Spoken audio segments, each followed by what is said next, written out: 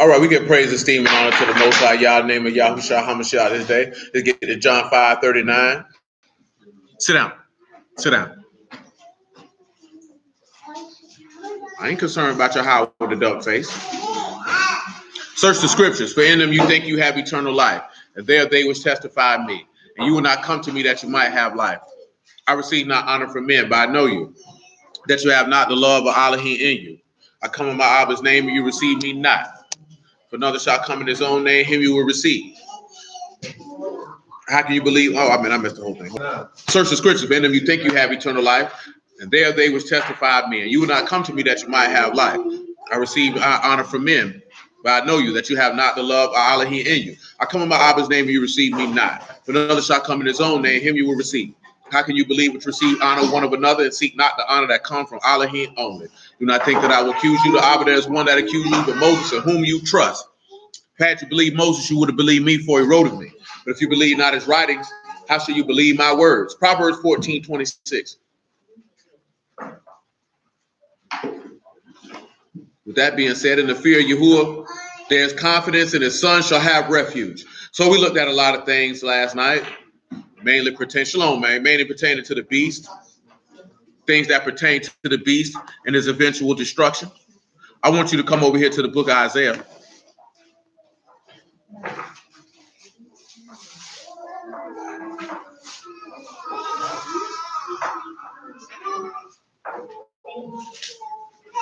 Book of Isaiah, chapter 30.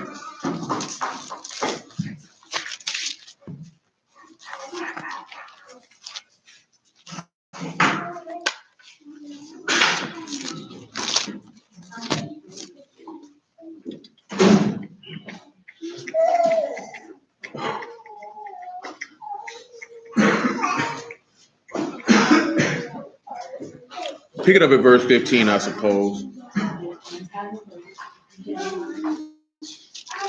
I done grabbed a little bit too much, but it's all good. I'll move around. Isaiah 30 and 15. For thus saith Yahuah Elohim, the Kadash one of Yasharal, in returning and rest you shall be saved, and in quietness and in confidence shall be your strength, and you would not. So, of course, we already let off with that verse that says, in the fear of Yahuah, there's confidence. So you look at in returning. See, let's come over here to Luke chapter 15.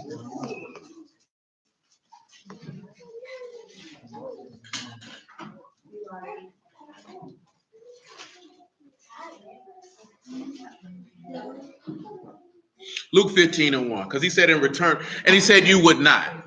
And see, that's a lot of people's problem. They're not returning. So the rest and quietness and confidence that would be their strength, or that faith that would be their strength, or that batak, it ain't coming through in the clutch for them. It ain't coming through in the clutch. Luke 15 and 1. Then drew near unto him all the publicans and sinners for to hear him. Pharisees and scribes murmured, saying, this man receives sinners and eat with them. And he spake this parable unto them, saying, what man of you having 100 sheep, if he lose one of them, do not leave the 99 in the wilderness and go after that which is lost until he find it? And when he had found it, he lay it on his shoulders, rejoicing. And when he come home, he called together his friends and his neighbors, saying unto them, rejoice with me, for I have found my sheep which I was lost. I say unto you that likewise joy shall be in heaven over one sinner that repent, more than over 99 just persons which need no repentance. So we just read last night, right, about how the angels would rejoice at the wrath that would be brought against our enemies and Yahuwah's enemies, and how we would be brought back into the land. But he noticed that he said returning and rest will be your quietness, and this brings rejoicing and joy. See, it's a lot of people think they found out they were Israelite and the angels went to singing in heaven rejoicing. They ain't did nothing but sat there and looked at you. You know what I'm saying? Do you think that's a reason for them to rejoice? There ain't no reason for them to rejoice. What will they be rejoicing over? How does that bring joy in heaven?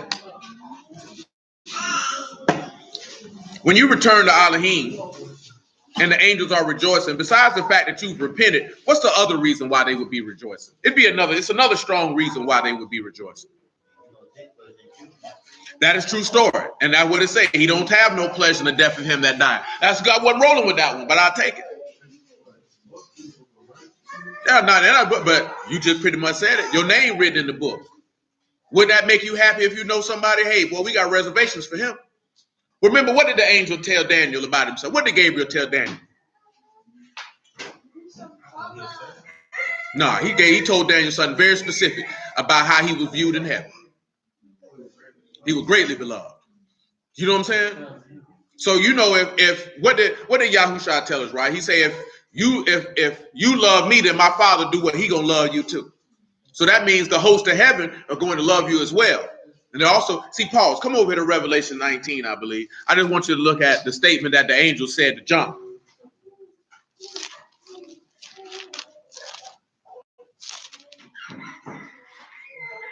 (19 and 10), that's all I want. Revelation 19 and 10.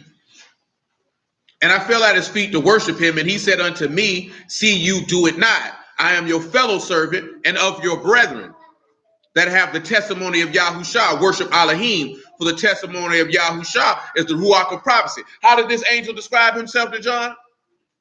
He said, not only I'm your fellow servant, but what he said he was, I'm your brother.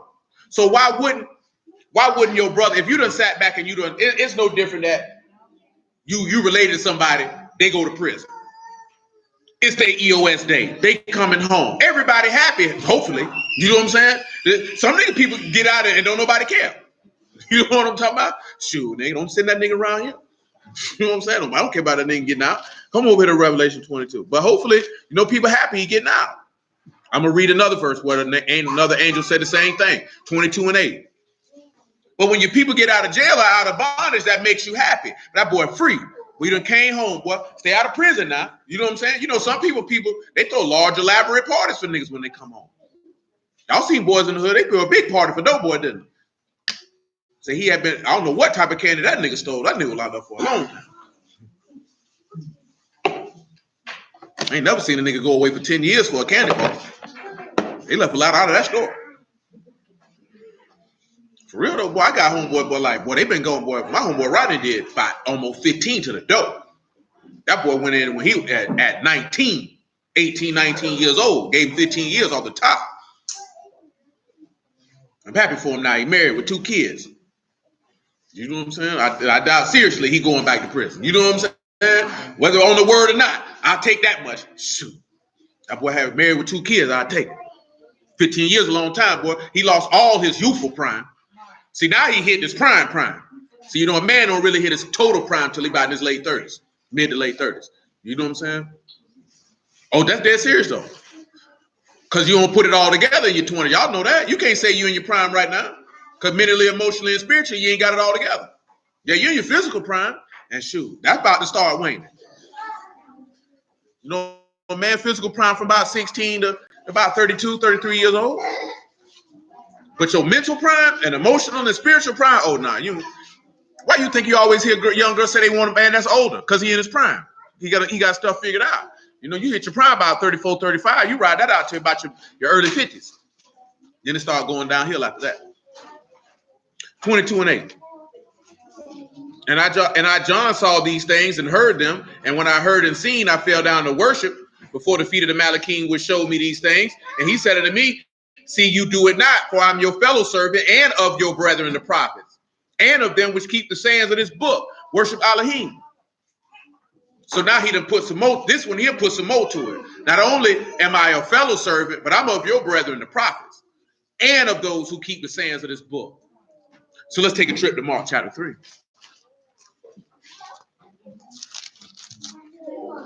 3 and 31.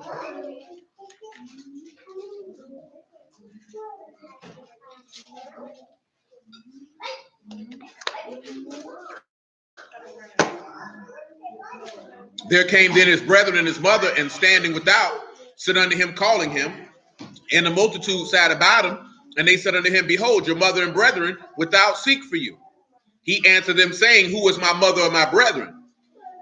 And he looked round about on them which sat about him, and said, behold, my mother and brethren. But whosoever shall do the will of Elohim, the same is my mother, my brother, my sister, and mother. So now he's establishing who his family is. Now, who can tell me which parable it is that they rejoiced at a man who came back and returned? Very easy. You should know. That's it. Come on around here to Luke 16, I believe. Thank you. Put this in track. Thank you.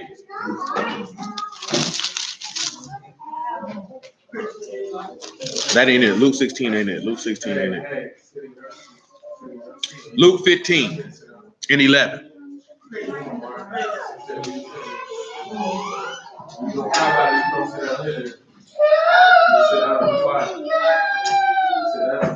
Nigga, why you crying like a nigga coming in a horror movie about to stab you? No! No! A nigga like Michael Myers came in the door. No! Instead of saying no, nigga, you better run. Shit. That movie tripped me out. The people be falling on the floor, laying there screaming, no, you better get up, nigga. You know what I'm talking about? Better fight back. Kick that nigga in the balls. That nigga definitely gonna fall down. I seen a mean dude said something about what's worse, getting kicked in the testicles or giving birth. That nigga say getting kicked in the testicles. Somebody, you ain't never gave birth. He say, guess what? Some women done had a child and say, you know what? Let's do it again. So you ain't never heard a man say, you know what? I enjoyed that. Kick me in my testicles again. And he's right. You know what I'm saying? You ain't never heard no dude say, go kick me in the nuts again, man.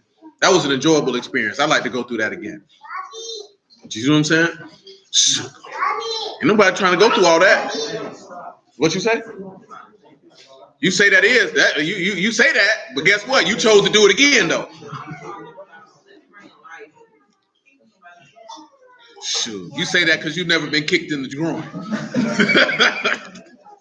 You know what I'm talking about? You ain't even got to kick a man in the groin, and he's doubling over. It's a, you know, I mean, of course, you know, you can't compare the pain, but I'm trying to tell you though. Okay, until you had testicles and someone kicked you in them, and then you'll be like, you know what? Right. Well, guess what? You blame E for that because y'all stubborn and hard-headed and narcissistic. We just got testicles and they hurt. Bet somebody kick you in your vagina. I bet you don't double over like that.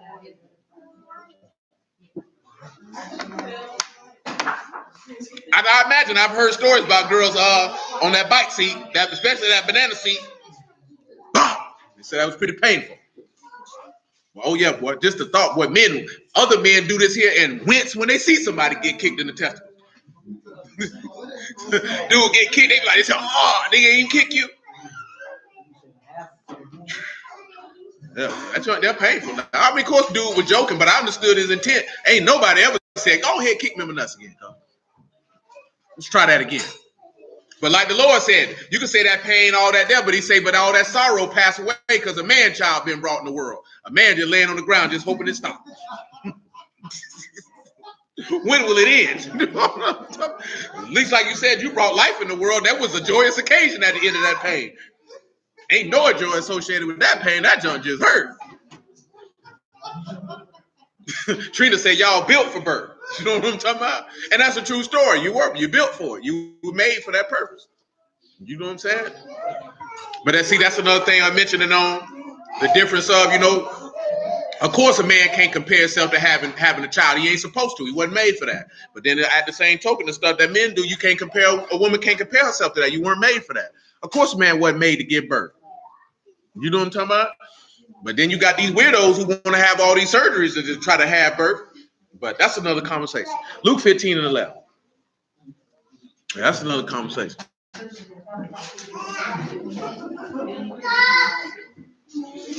And he said, a certain man had two sons. The younger of them said to his father, Father, give me the portion of goods that fall to me. And he divided unto them his living. Not many days after, the younger son gathered all together, took his journey into a far country, and there wasted his substance with riotous living. And when he had spent all, there arose a mighty famine in that land, and he began to be in want. And he went and joined himself to a citizen of that country, and he sent him into his fields to feed swine. And he would have fain have his filled his belly with the husk that the swine did eat, and no man gave unto him. And when he came to himself, he said, how many hired servants of my father's have bread enough to spare, and I perish with hunger? I will arise and go to my father, and I will say unto him, Father, I have sinned against heaven and before you, and I am no more worthy to be called your son. Make me as one of your hired servants. He arose and came to his father, and when he was yet a great ways off, his father saw him and had compassion, ran, fell on his neck, kissed him. The son said unto him, Father, I've sinned against heaven and in your sight, and I am no more worthy to be called your son. Now you have to sit back and look at that. That is our present condition. Then on top of that, that also shows you the state of a young man. Because sometimes you could give a young man stuff before he ready. He go out there in the world and he make a fool out of himself. You know what I'm saying? He make a fool out of himself. See, of course, you know, culturally, of course, that would never be reference to a daughter, because a daughter wouldn't be sent out to do that versus what you have now. You know why? And to be honest with you, they already knew that in the ancient times. If you would have gave a young girl that type of money and sent her out into the world, ain't nothing but destruction gonna come. Because she ain't gonna know how to act. She unrestrained with wealth, and y'all see that junk now. And these hoes ain't even got no wealth. You know what I'm talking about? They walk around here with baseball gloves on their eyeballs. You know what I'm talking about? They got horse hair in their scalp. They whole body exposed. You know what I'm talking about? We got a lot of people out here, boy, like, you know, they celebrate whores who quite possibly might be men. You know what I'm talking about? I ain't even trying to be funny, because some of these women who they uphold in a high spot, I be wondering, is that really a man? And not even joking. Like, I want to say that's a woman, but I'm not sure, because they have some manly looking features. You know, I always felt like Serena was a very, very handsome woman. And then sometimes a nigga used to wonder, is that a man? And then, you know, you can keep it moving. Because I'm trying to tell you, you find out a woman, especially black dudes, they go crazy about Serena. Find out that's a man, you're going to be sick in the head. They're going to be wondering if they gay. You know what I'm saying? Of course, when I got out of prison, Lady Gaga was around, they was like, is that a man? Of course, I didn't know who she was, but I'm like, that's one gaslit looking woman. I definitely could see why they thought she was a man. You know what I'm talking about? You got people who really believe that Megan Thee Stallion is a man. But you have to understand something, just on the reason of the world that we live in now and that industry that they're a part of, you cannot overlook that and put that past the framework of reality, that they would take a transgender person and put them out there for your entertainment. You cannot even put that past them, that they would do that, because they promote it and they're into it. You know what I'm saying? Because these people, regardless if you want, these people be trained up for what they be doing. I don't even know too much about this woman. They ain't never heard none of her music. Don't care to hear. But it's a lot of people believe she's a man. She's definitely a strong looking woman, to say the least. Definitely a handsome woman, because that's not a pretty woman. You know what I'm saying? But sometimes you have to look at the physical features of a person. Like, I just looking at somebody who's supposed to be Woody Allen's son, and as soon as I seen him, I'm like, that nigga look like a woman. But he's also an open homosexual, so, you know, you sleep with men, that femininity come out. But they talking about fourth is body types, because men and women body types are different. You know what I'm saying? People make them jokes about you can spot fake Jordans and you can't spot a tranny. So why would we put it past the people that you see on TV could quite possibly be trannies? You can't say they walk around your neighborhood and then can't say they're not on TV. You know what I'm saying? Because, you know, that's to push something. But that's another thing for another day. Because one day it's going to be at a level where they're going to feel like, you know what? Don't tell your child that they can't be with a tranny, because you can be with anybody you want. Well, that's what pansexuality is by definition. I looked it up the other day. It means someone who's attracted to someone who has no gender identity. So someone who doesn't identify with a particular gender. And that's where they're pretty much trying to go to, being asexual. There be no such thing as a gender identity. You are whatever you feel you are. But in reality, as you already should know, that is clearly some type of mental psychosis in the individual's brain. Before I even started touching the word, I never understood how a woman say she don't want a man and then get in a relationship with a woman who's masquerading as a man. Clearly, there's something wrong with you. You know what I'm saying? Clearly, there's something wrong with you if you walk around with a strap on in your drawers, and so you can feel like that you have a penis. Something is wrong with you. You know what I'm saying? So you have to understand something has to be wrong with you if you're a man and you go buy breasts and want your genitalia to be turned into a vagina. Something is wrong with you in the head. You know what I'm saying? Something has happened to you. Something has occurred to where your brain is not firing properly. Because there ain't no way you could justify that. And they started early with us too. And, you know, we didn't really realize it. You know, when they rolled out RuPaul, you know, threw him everywhere. You remember who RuPaul is? You know who that is? You know who RuPaul is? Well, you're pretty young to know who RuPaul is. You talking about right now? I'm talking about in the 90s. Yeah, but I'm saying he's always been around. That nigga was hot in the 90s. He disappeared. I'm like this here. Maybe nigga was a cross dresser.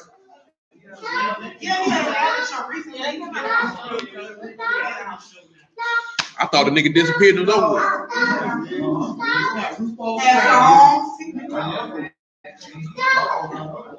What'd you say? Honest. What? No, I thought it shoot. You know, they brought that nigga. I forgot what song he had. They used to play that nigga song on MTV every other minute.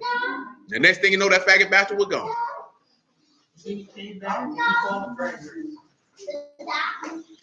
She used to like to watch this show back in the day called Queer Eye for the Straight Guy. That joint used to piss me off. In here watching these faggot niggas dress grown men. Want to watch these faggot niggas dress no? I don't see no faggot. I'm finna let no faggot dress me. At that point, shoot, nigga, you gay. You know what I'm talking about? But let's continue. Verse 22, but the father said to his servants, bring forth the best robe, put it on him, put a ring on his hand and shoes on his feet. Bring hither the fatted calf, kill it. Let us eat and be merry. For this my son was dead and he's alive again. He was lost and is found. And they began to be merry. Now his elder son was in the field and he came and drew nigh to the house, heard the music and dancing, called one of his servants, asked what these things meant. He said unto them, your brothers come. Your father have killed the fatted calf because he received him safe and sound. He was angry and would not go in. Therefore came his father out and entreated him. He answering said to his father, lo, these many years did I serve you. Neither transgressed I at any time your commandment, and yet you never gave me a kid, and I might make merry with my friends. But as soon as this your son was come, who had devoured your living with harlots, you have killed for him the fatted calf. And he said unto him, son, you are forever with me, and all that I have is yours. It was meet that we should make merry and be glad, for this your brother was dead, is alive again, and was lost and is found. Now, what is this pointing to? Of course, with repentance. But let's look at Romans 6 and bring it into a little bit more clarity.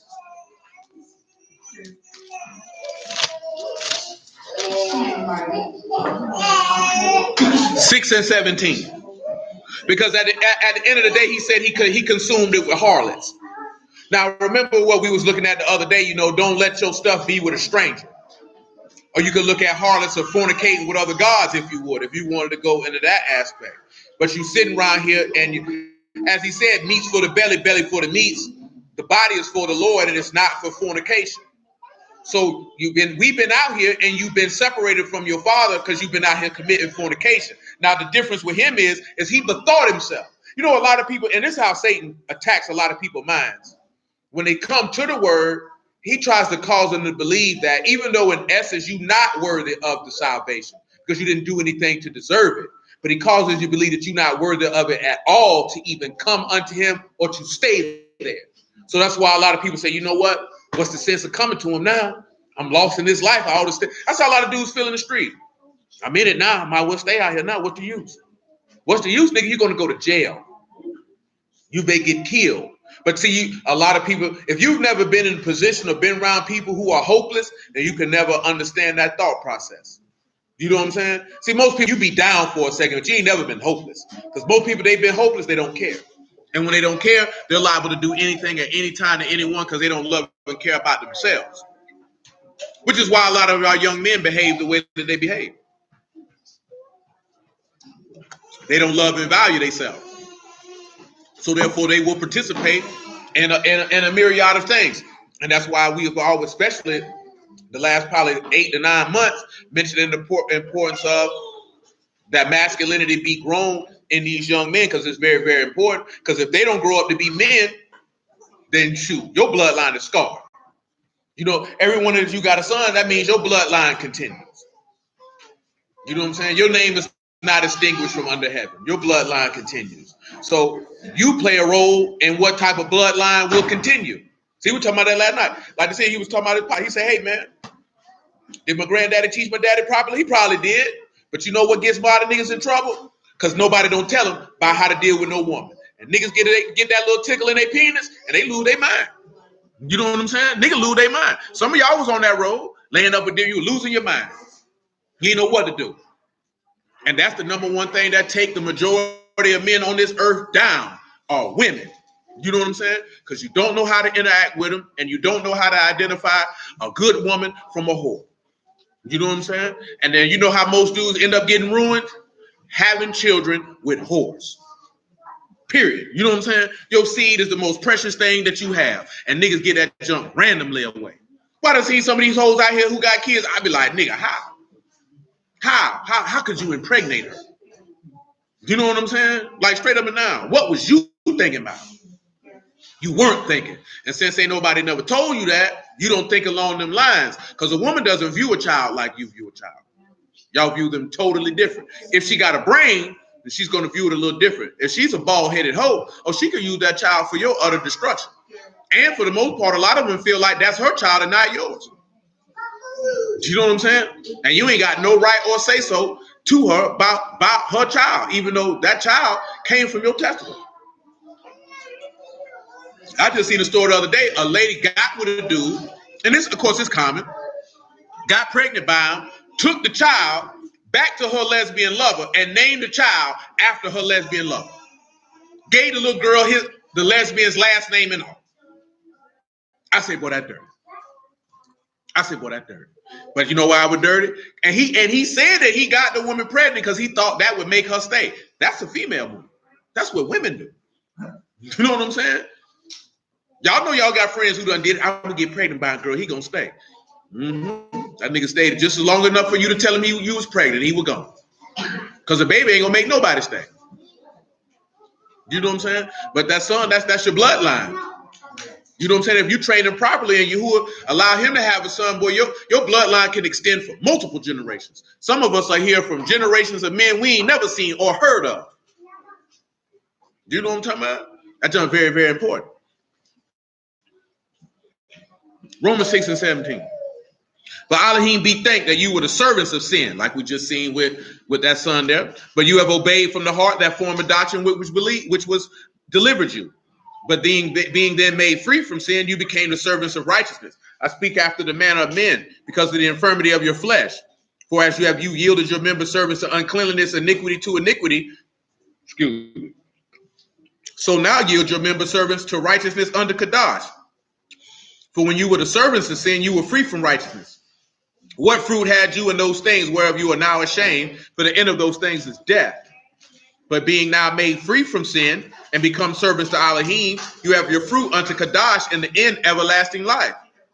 For the wages of sin is death, but the gift of Elohim is eternal life through Yahushua HaMashiach our Lord, which is kind of reason why you see them sacrificing a fatted calf at that feast.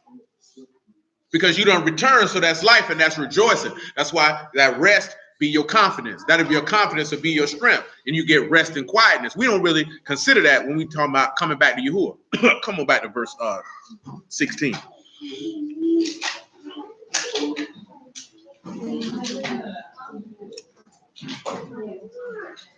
Isaiah 30 and 16.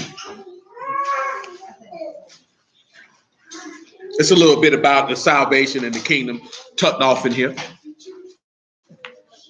But you said, no, for we will flee upon horses, therefore shall you flee, and we will ride upon the swift, therefore shall they pursue you, be swift. 1,000 shall flee at the rebuke of one, and at the rebuke of 5 shall you flee, till you be left as a beacon on top of a mountain and as an ensign on a hill. And therefore will Yahuah wait, that he may be gracious unto you, and therefore will he be exalted, that he may have mercy upon you. For Yahuah is an Elohim of judgment. Blessed are all they that wait for him. Notice that what he said, he's a power that is of judgment. That's what he's about. Knowing right from wrong. And that judgment is very, very important. But let's continue. For the people shall dwell in Zion at Jerusalem. You shall weep no more. He will be very gracious unto you at the voice of your cry. And when he shall hear it, he will answer you. Now let's take a look at something, right? Let's go. Come on, Revelation 21. I was going to get Isaiah 25, but Revelation 21.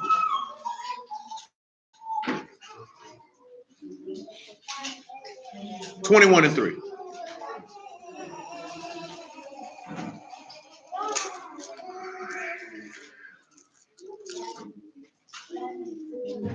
Now we'll grab a little bit of Ezekiel 39, y'all willing, before we'll get up out of here. But we got a lot of places to hit, a lot of places to roll. Revelation 21:3. And I heard a great voice out of Shamahim saying, Behold, the tabernacle of Elohim is with men.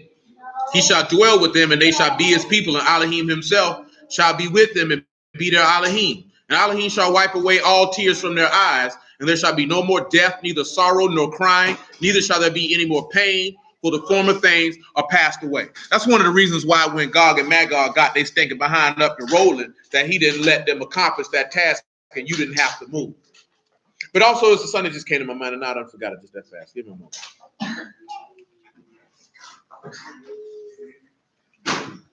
The son, it'll come back to me in a second. Isaiah chapter 30. Just skip my mind, just that fast. Drop down to verse 23. Oh, that's what it was. When you recall, right, what we read last night in Luke 18, where he said that even though his people bared that woman, the woman in the unjust judge, how she kept coming to the unjust judge day and night, though he bear long with them, he'll answer. Notice that he said that when you call, he will answer you. Now, of course, you could take that back to what we see in Exodus chapter 2, that your people were calling on you day and night. We're not even calling on them. They were groaning. If you can recall, it says in Romans chapter 6, if I believe, might be 8, that the groanings of the spirit which cannot be uttered, but the Ruach make intercession on our behalf.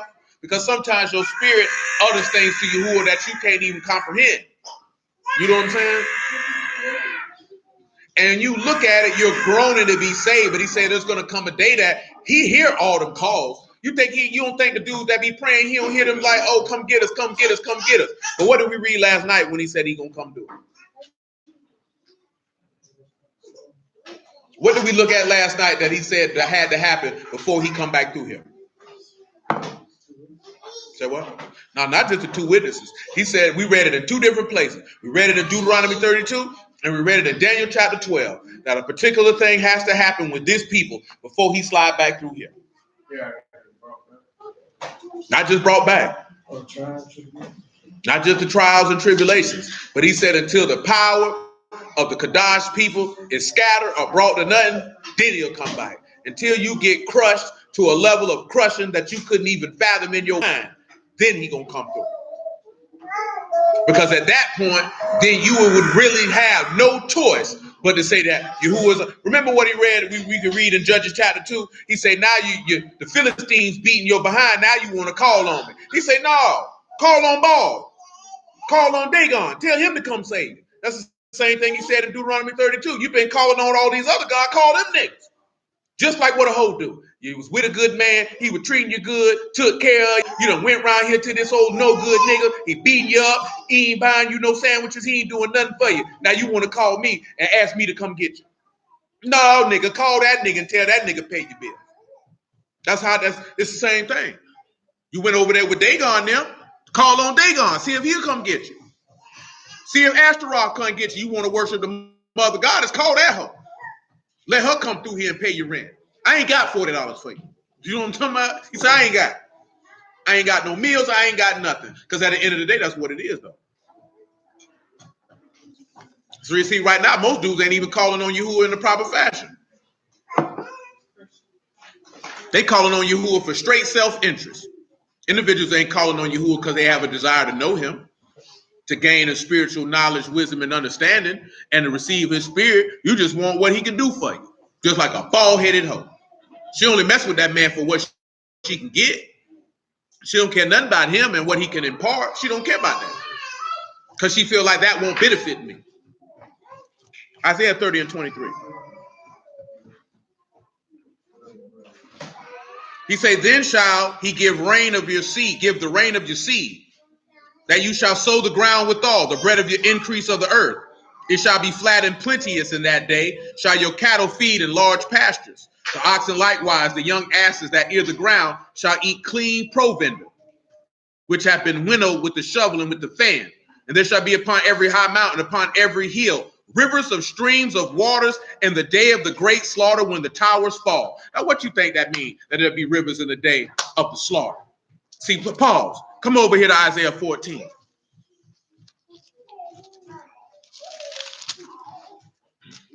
Isaiah 14. Right, there we go. Isaiah 14 and 18.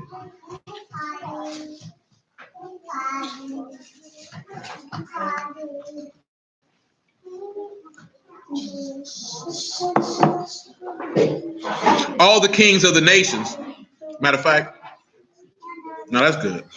Even all of them lie in glory, everyone in his own house. But you are cast out of your grave like an abominable branch.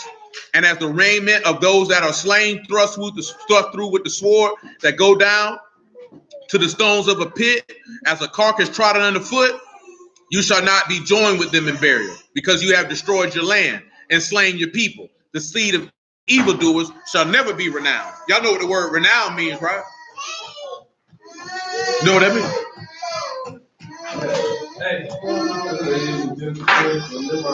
Yeah, a man of renown.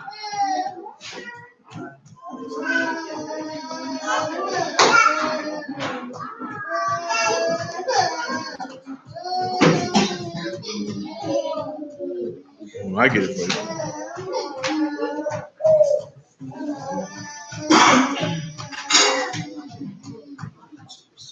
That word is karak. So the word they use there is somebody who say the seed of evildoers will never be called for, never be recited. So what does that mean? The name's not written in the book. Who is the seed of the evildoer? Remember, he said this what we read last night? Serpent seed and the woman seed, those are those who are born of the devil. Who is of the devil? But those that commit sin, and anybody who don't do any righteousness. Let's grab that and read that real quick. 1 John chapter 3, verse 7, or verse 8.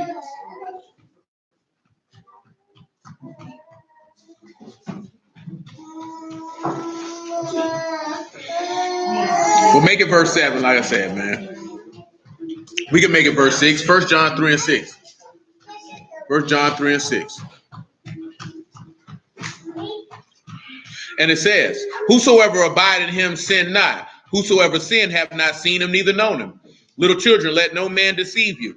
He that do righteousness is righteous, even as he is righteous. He that commits sin is of the devil, for the devil sinned from the beginning. For this purpose the son of Elohim was manifested, that he might destroy the works of the devil. Whosoever is born of Elohim do not commit sin, for his seed remain in him, and he cannot sin because he's born of Elohim. And this the sons of Elohim are manifest, and the sons of the devil. Whosoever do not righteousness is not of Elohim, neither he that loved not his brother. So when you look at that, the seed of evildoers will not be recited. Well, we looked at that last week, because when he opened up them books, what happened to the people when he opened up them books? Every person's name who wasn't found written in the book got tossed in the lake, which means your name wasn't recited.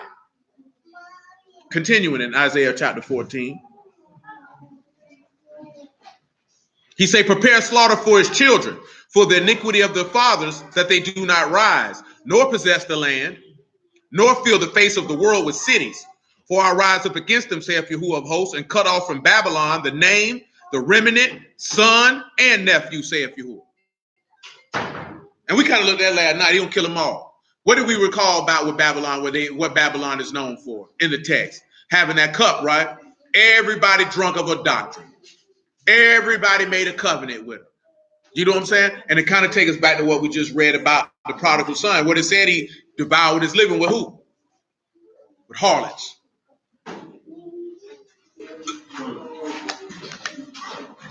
So when you look at devouring your life with a harlot, you can look at it as you sitting around drinking that wine. You drinking different doctrines with whorish doctrines, which cause you to go a whoring under your Elohim. Can't dwell there if you was a whore. Back to Isaiah 30. Because y'all remember what Jeremiah said about a whore? What she refused to do? What'd you say, John? She refused to be ashamed. And we'll get to that eventually in Ezekiel 36. Because in Ezekiel 36, you know what Yahuah told you to do? He said to be ashamed. Be ashamed for all that you've done. And that's what a lot of brews problem is to this day. You're not ashamed.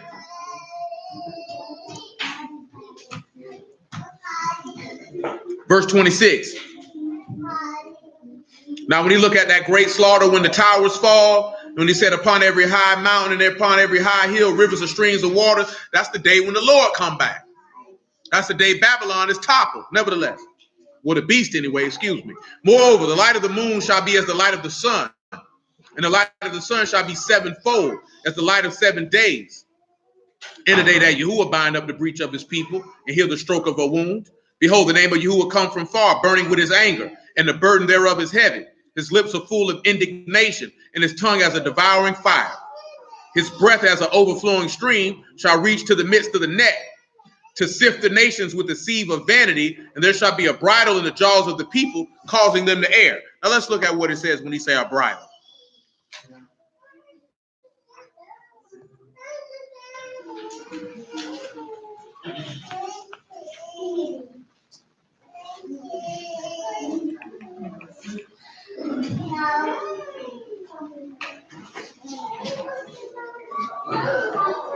That word for bridle is rescind, something that restrains, halters the jaw. And it said it'll cause them to err.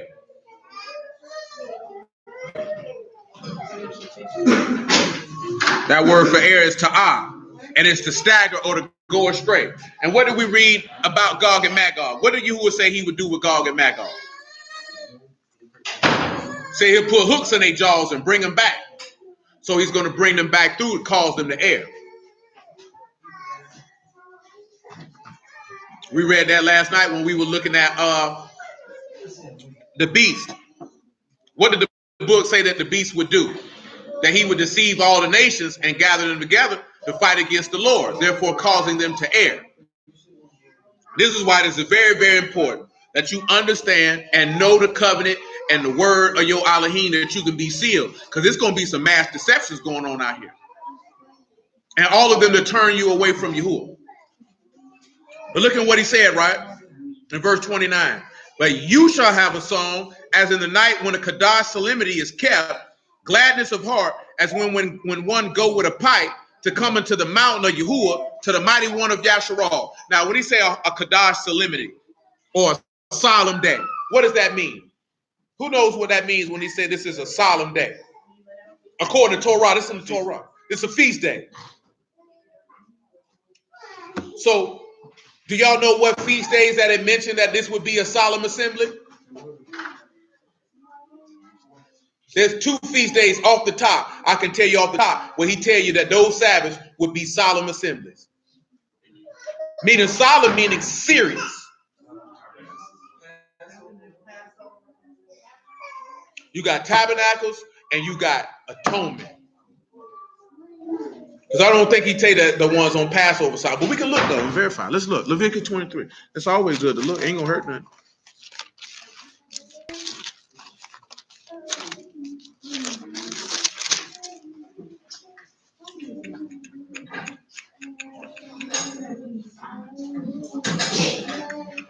Don't mention the solemn assembly with Passover. Verse 5, it said that's the 15th day. It's 7 days. You shall not do Kadash convocation. No set apart work on that day. Not mentioned when they go into what you call it, Pentecost. Not mentioned with tabernacle with trumpets.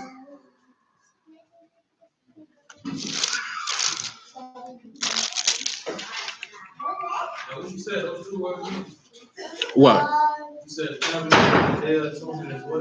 No, they mentioned that that it's a solemn assembly. Now that's definitely mentioned in tabernacle. About to look at it right now.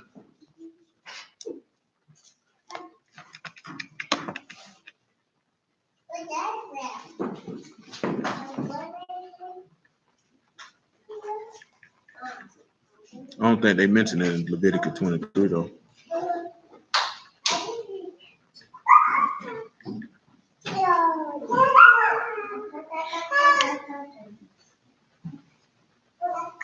So it's Leviticus 23 and 36, what I've mentioned.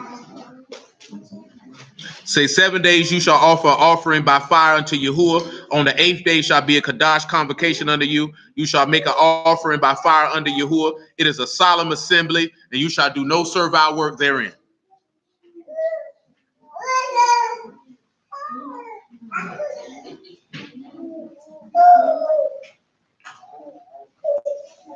Now you do got that. Come to Deuteronomy 16. Deuteronomy 16 has that with Passover being a solemn assembly. Deuteronomy 16 and 7.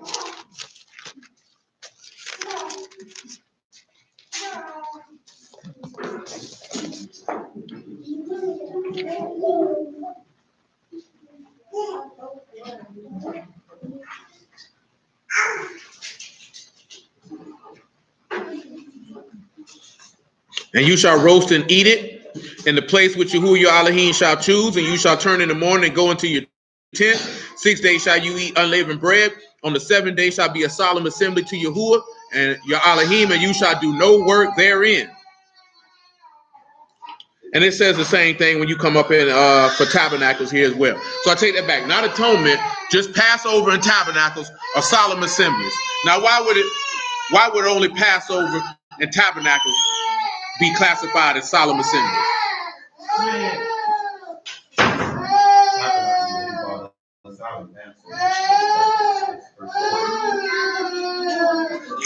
We got back. The last day of Passover is a solemn assembly because that's when he brought us out. The last day of Tabernacles is a solemn assembly because that's when you've been gathered. Because you got to remember that word solemn means serious. You know what I'm saying? This is a festival time. This is serious. You know what I'm saying? And a lot of times with stuff, we don't take it seriously. So come back to Isaiah 30 and 29. So notice when he said, you shall have a song as in the night when the Kadash solemnity is kept.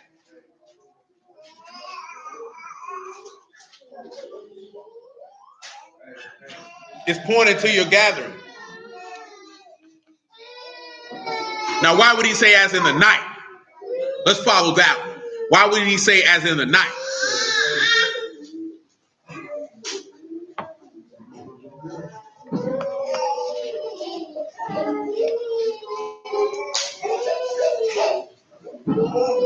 Why do you think he said you shall have a song as in the night? That a Kadash solemnity is kept. Because you got some brews that feel like they never did anything at nighttime during the feast. But that's neither here nor there. But why do you think that's mentioned? He said you shall have a new song as in the night when a set apart festival or feast is kept. And you'll have gladness of heart as when one go with a pipe to the mountain of Yahuah, to the mighty one of Yasharal. Yeah, I mean, you have some people that don't believe that. But I'm going past that, though.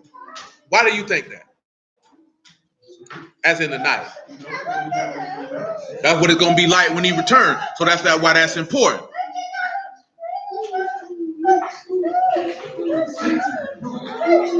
Revelation 5, I believe. Might be 6.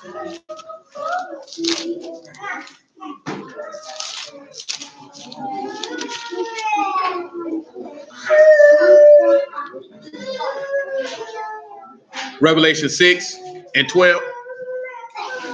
Eugene. Don't nobody care.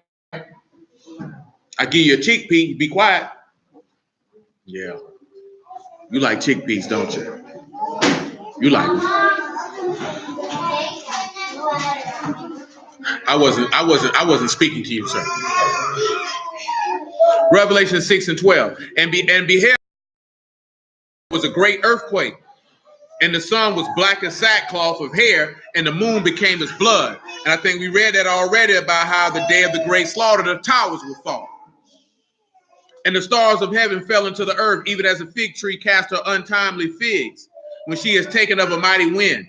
And heaven departed as a scroll when it is rolled together. Every mountain and island were moved out of their places. The kings of the earth, the great men, the rich men, chief captains, mighty men, every bondman, every free man, hid themselves in the dens and in the rocks of the mountains, and said to the mountains and rocks, fall on us and hide on us from the face of him that sit on the throne and from the wrath of the Lamb, for the great day of his wrath has come. Who shall be able to stand? What did he say of how the day of Yahuah would be like? How did he describe it? Great and terrible day, dark and gloomy. Nothing for you to look forward to because there's no light in it. So that's why he described it. And you'll have a new song in your mouth. Come back to Isaiah chapter 30. From Isaiah 30, we're going to swing to back to at least Ezekiel 16 and Songs of Solomon 8. What's up, cuz? What you doing? You catching the escaping babies. What you doing? Verse 30 and 30. And Yahuah shall cause his glorious voice to be heard. He shall show the lightning down of his arm, with the indignation of his wrath, with the flame of a devouring fire, with scattering tempests and hailstones. For through the voice of Yahuah shall the Assyrian be beaten down with a smote with a rod. And in every place where the grounded staff shall pass, which Yahuah shall lay upon him, it shall be with tabrets and harps and battles shaking. With it will he fight with it. For Tophet is ordained of old. For the king it is prepared. He hath made it deep and large. The pile thereof is fire and much wood. The breath of Yahuah, like a stream of brimstone, do kindle it. Now, what can you take from that? And that's for the brother who asked about some of that stuff. What it's talking about, and I need to be specific, no generalities. He say, for Tophet is ordained of old, for the king it is prepared.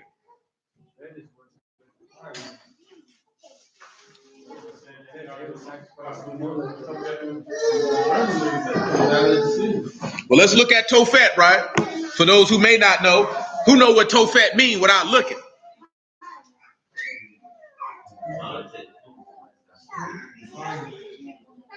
What'd you say, go? Oh, no, not the beast. He gonna be there though. That's his new dwelling place. But he just say it means the place of fire. That's literally what Tophet means. Place of fire. And that's tile, pay, cot, and hay. So what would you take from that? With a tile, with a pay, with a cot, and a hay. Considering that Isaiah 66 and 23 tells you what? That you will be able to see the carcasses of all those that rebelled against Yahuah, and they shall be abhorring to all flesh, where the worm dies not and the fire shall not be quenched. Because you know a lot of groups say that lake of fire, that's Catholic doctrine. You just a Catholic dummy. That's what you is. Because what did he just say Tophet was? Nah, it's ordained of old. Look at what he said. The place of fire is ordained of old. You get ordained if you don't know. It's right. That means it was arranged. It was set in order. It is prepared. It is set forth. It's set in place. So the place of fire was set in place of old. Let's just see what old is in Hebrew so you can see exactly what it's saying, what he means. The word for old, yesterday, formerly, from before that time, of late, these days, times past. The word is ethmo. So the place of fire was set in place yesterday. And he said, for the king it is prepared. What y'all got for that, man, with that tile, pay, cotton, hay? For Tophet.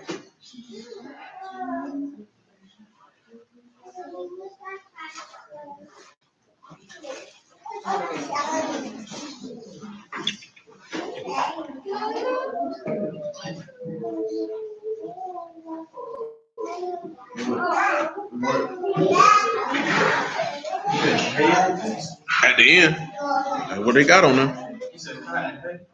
That's what they got on them. Yep. Tile, pay, cotton, hay. Because it's spelled Topheth versus what you see on the page with that fet at the end. I wear that tile on that backside because it ends with an H.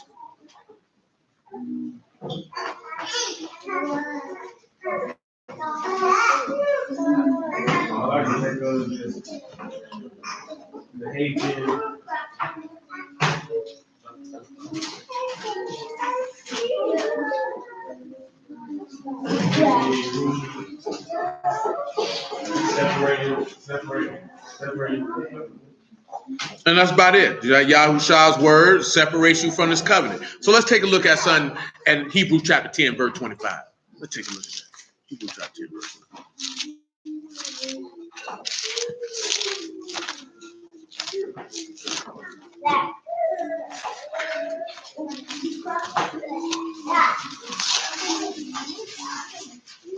Make it 26. Hebrews 10 and 26.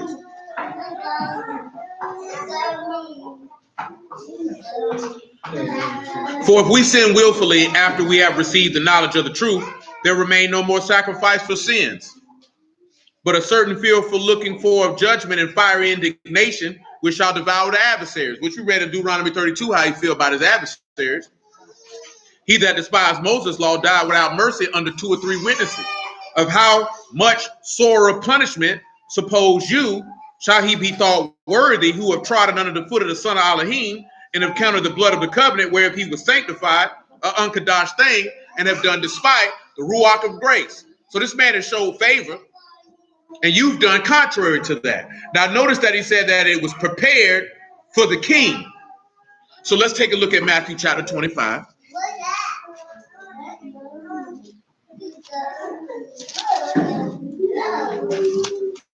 From Matthew 25 to Mark chapter 9.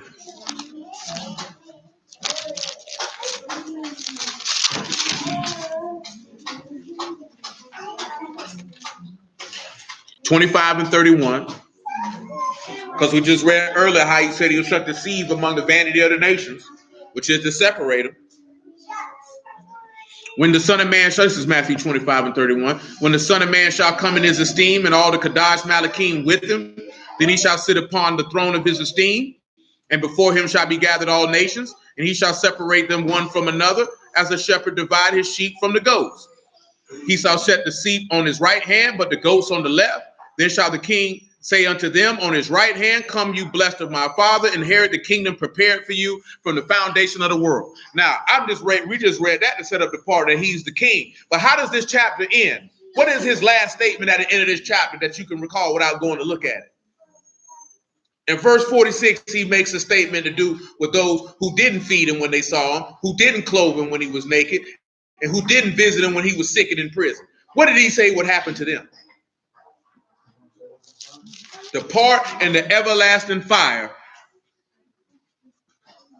He's saying these, matter of fact, where it is, right there in verse 41.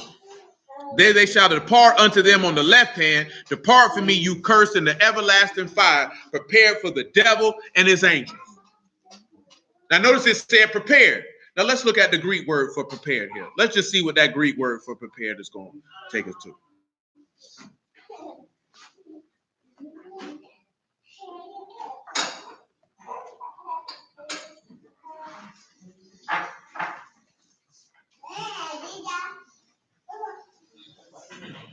That Greek word for prepared is heatamazo. And it is to make ready, and to prepare, to make necessary preparations, and to get everything ready. Now notice, what did we read? And Isaiah told you that it was what? Prepared of old, or ordained of old. It will prepare for them and anybody who follow him. Now let's look at the next thing in Isaiah 30. He said he made it deep and large. And he said the power thereof is fire and much wood. Now let's go to Mark chapter 9 about verse 43.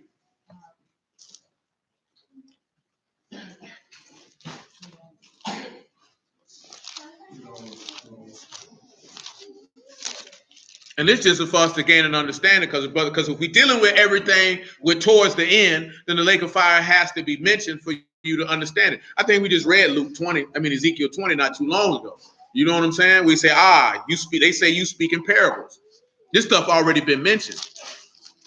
Like, this ain't no doggone, when we read Isaiah 33 and 14, when he said the sinners and hypocrites of Zion are afraid, who amongst you can dwell amongst everlasting burnings? Who amongst you can dwell? See, a lot of brews don't want to deal with the fact that there is an everlasting punishment. You know what I'm saying? That way it make them feel better. Why would he just do that to us? Because you ignorant and you're stupid and you don't listen. That's why. Why would he set us on fire? Why wouldn't he? That was all. Why wouldn't he? It's not the point of why would he do it. Why wouldn't he do it? Why didn't you listen? Why didn't you believe? Mark 9 and 43.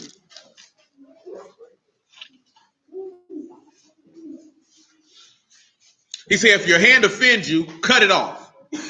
It is better for you to enter into life maimed than having two hands to go into hell and to the fire that shall never be quenched, where the worm die not and the fire is not quenched.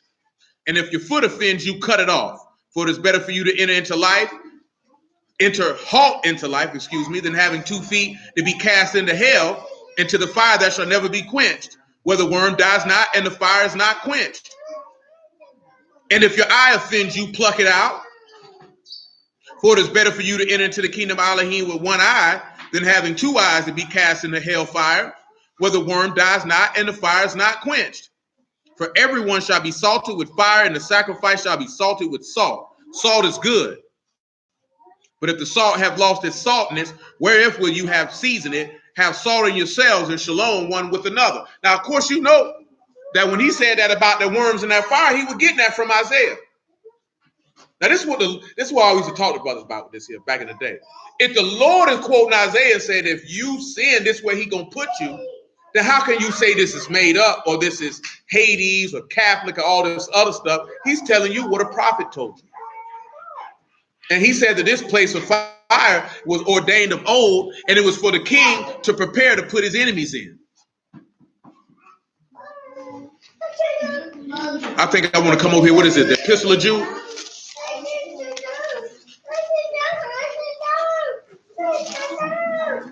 Make sure that's what I want. And it is. Epistle of Jude, verse 3. Eugene. Nobody cares. Nobody cares. The Epistle of Jude in verse 3. Beloved, I will not give all diligence to write unto you of the common salvation. It was needful for me to write unto you and exhort you that you should earnestly contend for the faith which was once delivered unto the saints.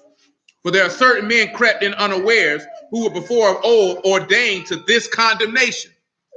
Ungodly men, turning the grace of our Elohim into lasciviousness and denying the only Yahuah Elohim and our Lord Yahushua HaMashiach. So notice why I say sometimes you have to contend for the faith. Y'all know what it is to be lascivious, right? Yeah, you do. You used to mess with niggas, get locked up for it. Because you were too young when they were doing it. You were telling the people you were 21, you was only 14. Oh, you did? Well, lasciviousness is lustfulness, to be lustful. So people turn the grace or the goodness of Yahuwah and they turn it into lust. This is why he say don't take your freedom as a means for the occasions of the flesh or to give in to your lust.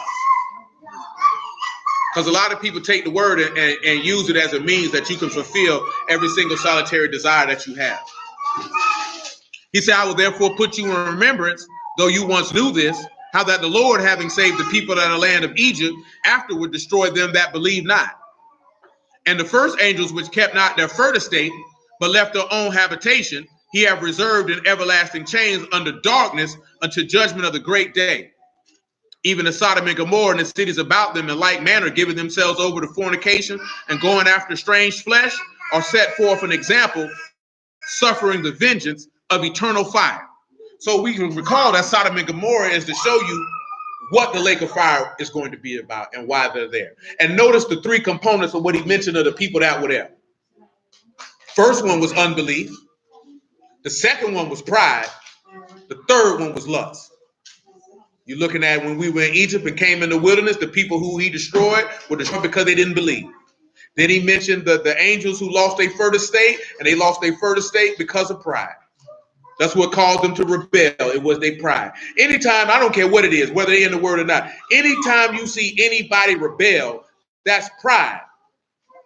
You know what I'm saying? That's pride, because I don't want to do it. Because anytime anybody rebels, you're always going to hear that singular word, I don't want to do this. I don't feel it's right. That's pride. And you already know what he said he do with the proud. He resists the proud, and he gives grace unto the humble. The last one, though, being that lasciviousness. You done took this here. Now you're getting freaky. You got homosexual pastor tell you it's okay to be a punk. You know what I'm saying? It's okay for you to be a lesbian. That's lasciviousness, because you telling y'all gonna look past it. You know what I'm saying? Most of y'all done been in churches, and did you feel like they allowed you to foster in your lust? Because I can't say I ain't never been in there. I don't know. Did they take that man Grace and say, you know what, you can fulfill your lust while you're here? It's not a big deal. He loves you. It's okay. He'll forgive you. That's the common theme I hear from people. Maybe dudes are just bitter and they just want to bash the church. I don't know. What about you, Glover? You spend a lot of time in there, didn't you? No, man, the church don't do a lot of that stuff, man. The church just lets it go. Shoot, same difference. I mean, they can't do that, but I've never seen the church. I never seen one marry somebody twice because I think they know. I mean, some of them do. Some pastors won't. Some pastors will. Some pastors, you cut that check large enough, he'll marry whoever. You know what I'm saying? Which is crazy that pastors get paid to marry people and get paid to officiate funerals. I thought that was part of your job description.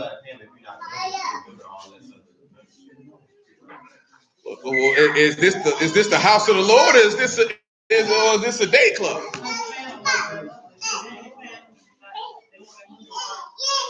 I didn't know you had to pay to be a member. You pay every time and offering. Yeah, I mean, when it's all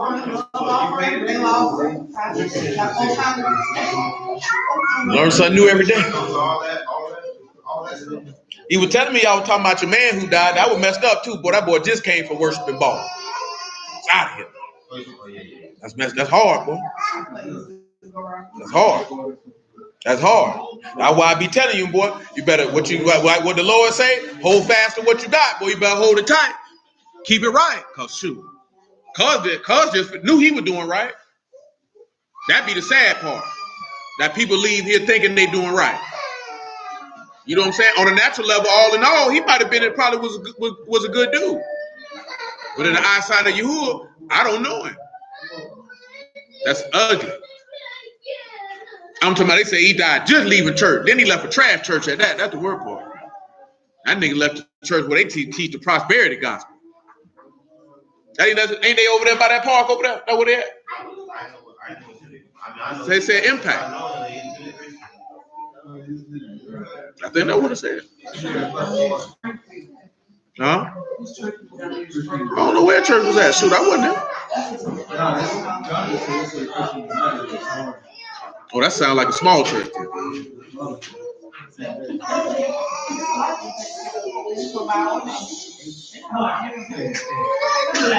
I wouldn't know. I know Jordan Davis got a lot of members. I know I heard a sermon on him preaching, talking about me and my wife need a Rolex. What y'all gonna do about it? But nevertheless, seriously though, back to Isaiah 30.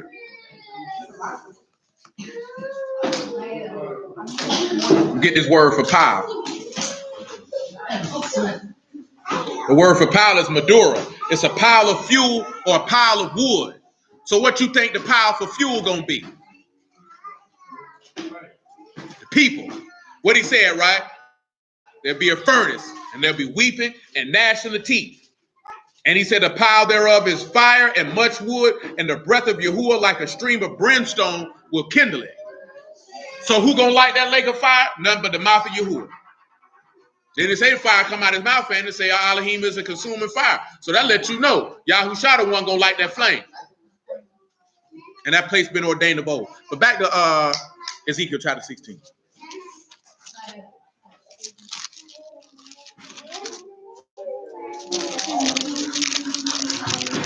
(16 and 6).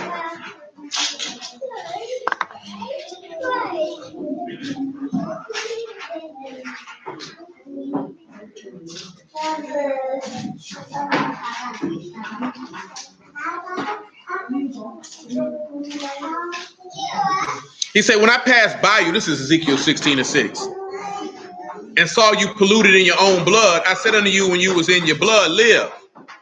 Yea, I said unto you when you were in your blood, live.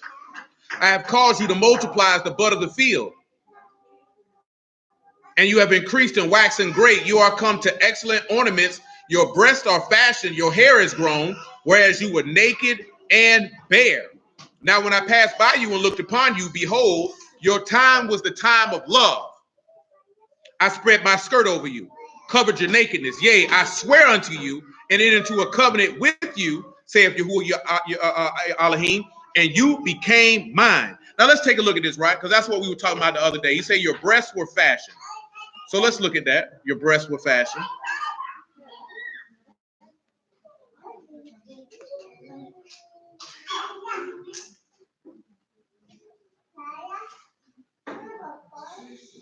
Now that word for fashion is a word you should know. That's kun. That's to mean to be firm and to be stable.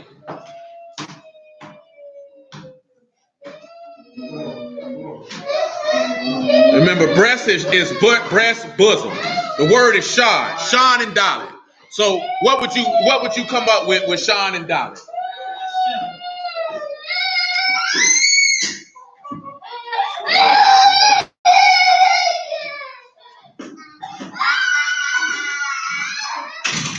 That's unfortunate. Sean and Dolly. What would you come up with that? Word for breast.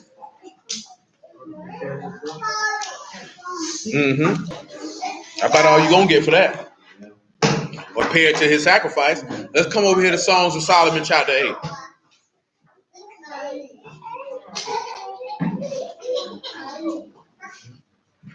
You can pick it up at verse 1.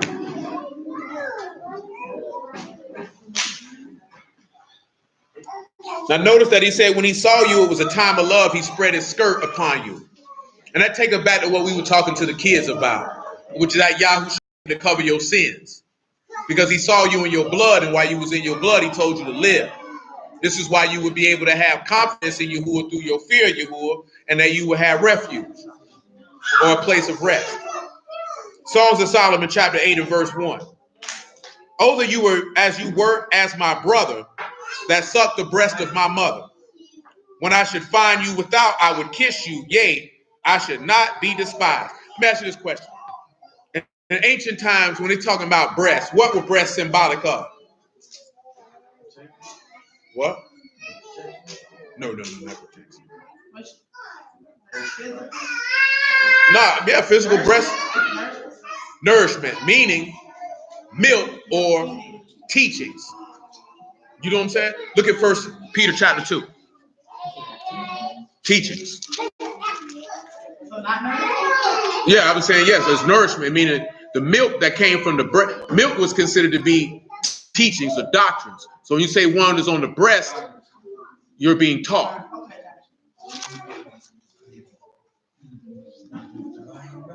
Now, that's ancient times though. Because I mentioned this before, like in all seriousness, like a lot of stuff, like when people talk about certain stuff like homosexuality, like ancient civilizations were not sexualized like things are now. They were nasty and they were freaks. You know what I'm saying? But everything and every thought pattern, like if a man walked up and kissed another man on the cheek 2,000-3,000 years ago, nobody would look at that and be like, oh, that nigga's gay. You know what I'm saying? That's common practice. The book even tell you that to greet each other with a Kadash kiss. If in this day and time, if a man saw another man walk up and kiss a nigga on the cheek, oh, them niggas gay.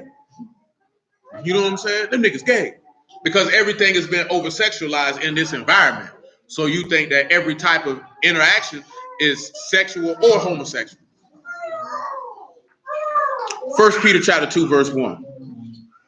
Wherefore, laying aside all malice, all guile, and hypocrisies, envies, and all evil speakings, as newborn babe, desire the sincere milk of the word, that you may grow thereby, if so be that you tasted that the Lord is gracious. See, come on back to Songs of Solomon 8 and 1. You see how she said, oh, that you was my brother that sucked the breast of my mother? You know what I'm saying? Well, who was our mother? If we sit back and we just talked about this last week. Well, who was our mother then? Jerusalem would be your mother. What did we read a few weeks back in Ezekiel 43 about the teachings of the house? So the teachings of the house is in Jerusalem. You would need that milk from those teachings.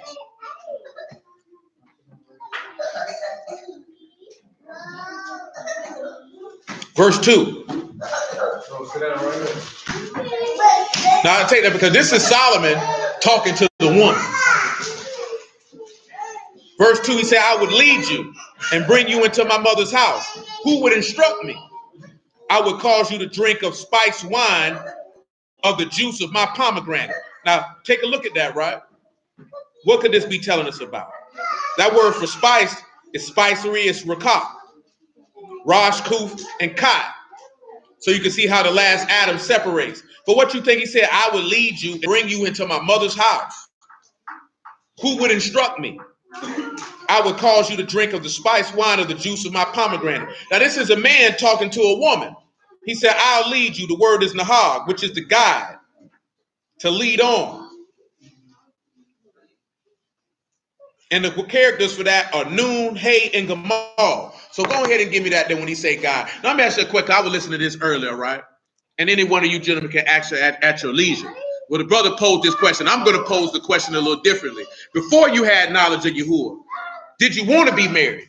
Did you want to be a husband? And if you did want to be a husband, what was cause or impotence to say, I want to be a husband? And what made you want to be a husband?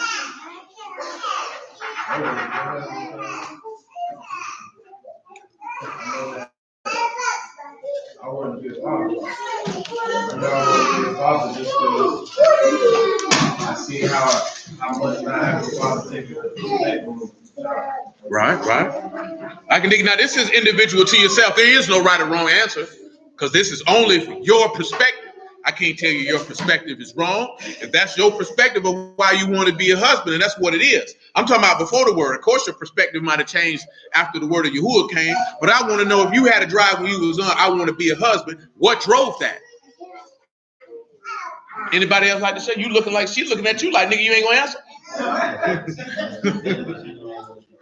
She know you ain't, if you ain't want to be married, that's fine, bro. I mean, I'm gonna tell you, I can't be mad at you. I did find out because I was presented to me, like I be a husband, Huh? What about you, sir? Well, shoot, you can go ahead too. I'll point at him. I was gonna get you in the moment.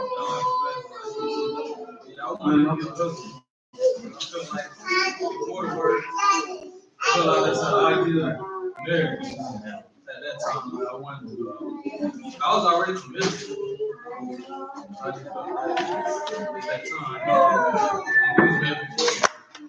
Right. What about you, sir? Yes, I did. And what spurred that?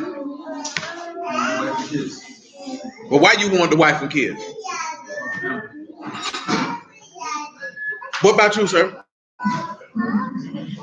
I would say because I had to it, and my wife and kids like that. I see that Right. What about you, Stanley?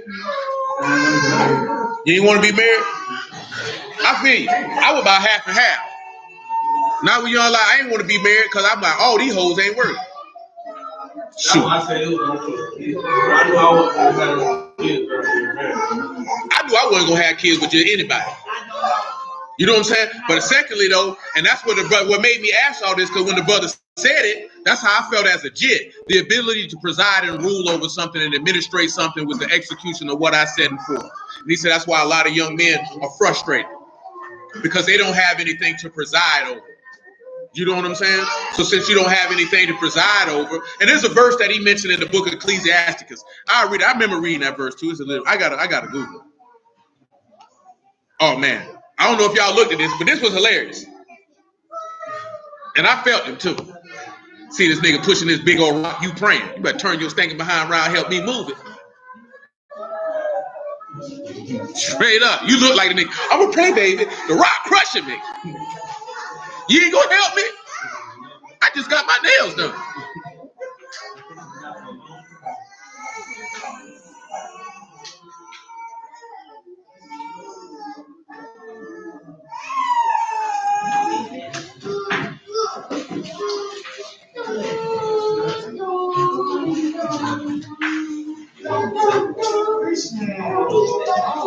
That ain't it.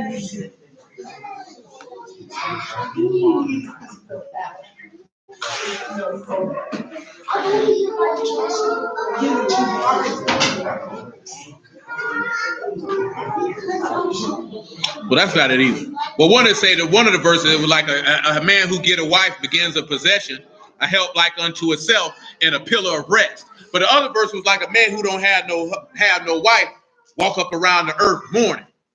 You know what I'm saying? When you sit back and you look at just this society, period, why you wonder why these niggas be wilding? Like, why you ain't want to get married? Why you ain't want to get married? I can respect that. He didn't have an example, so why would he basically like, why would I want to venture into something that I know that I'm going to be woefully unprepared for? Do you know what I'm saying? I can respect. That's a valid reason. What about you? I knew I wasn't gonna be faithful. Oh, so you were a whore. I can respect that. I didn't want to be married. I'm like, shoot. These niggas talking about this junk gonna make a nigga miserable. Why take yourself through the problem? Shoot, I can sit here and smoke weed and be happy. You know what I'm talking about? That was the projection niggas who I knew were getting married like this here. Man, these whole crazy, man, she gonna do this here. I'm like, well, shoot, nigga. I make a lot of myself. Weed ain't never made me upset. I ain't never got in an argument with a bag of weed. That's how I seen it. You know what I'm talking about? Straight up. You know what I'm talking about?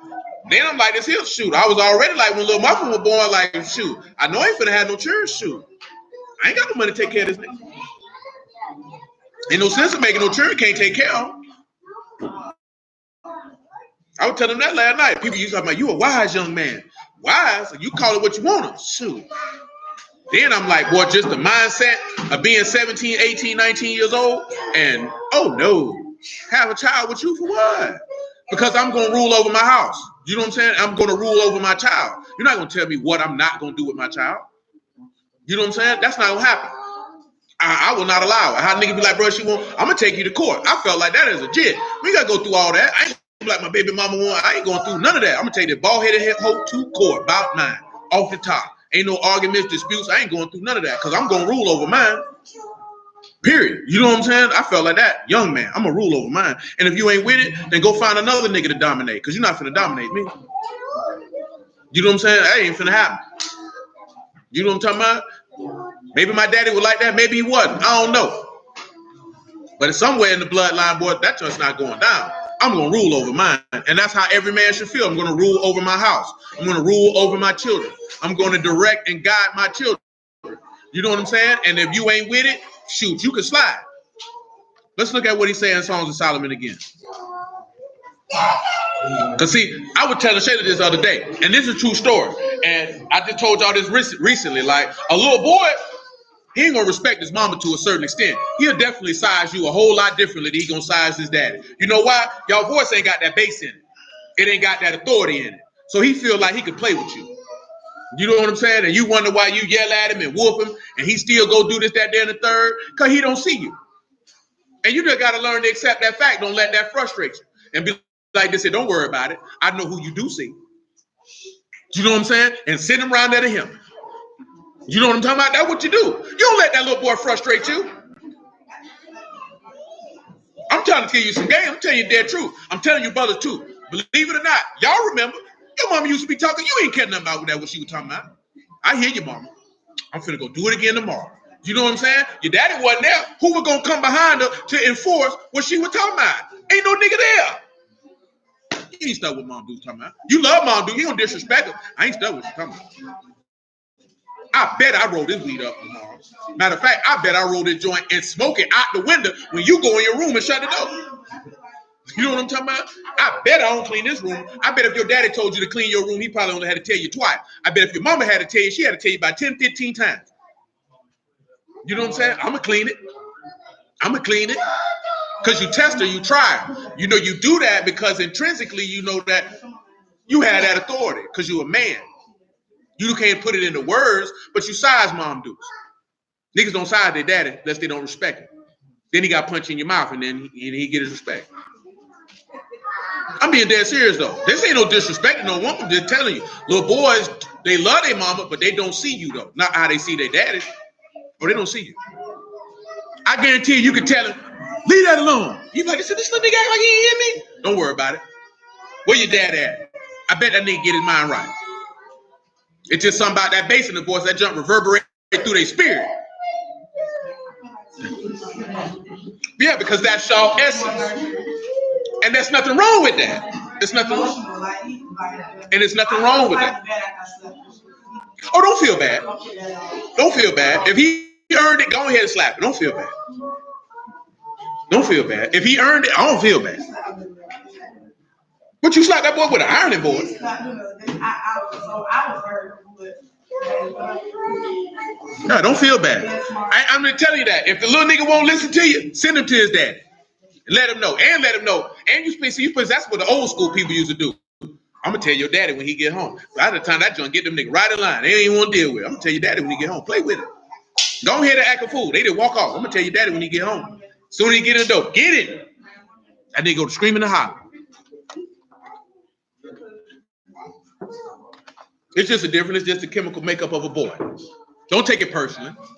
Just hear what it is. And shoot, with a little girl, you already know. Y'all already know. Y'all hard-headed gonna buck anyway. That's mama or daddy, they gonna buck. Y'all just gonna buck. You look like you bucked a lot, didn't you? Yeah, you bucked. Huh? Ain't no problem. You know. You know your grandma told you to do something. You like, okay. Oh, you were scared? I think. You were scared. She was scared. Now, I didn't say that because we know most little girls are rebellious. We already had that conversation. Y'all quick to say you ain't the boss of me. You don't care who you tell it to. Songs of Solomon 8, though. Notice what he said that he would do with this woman. He would lead her.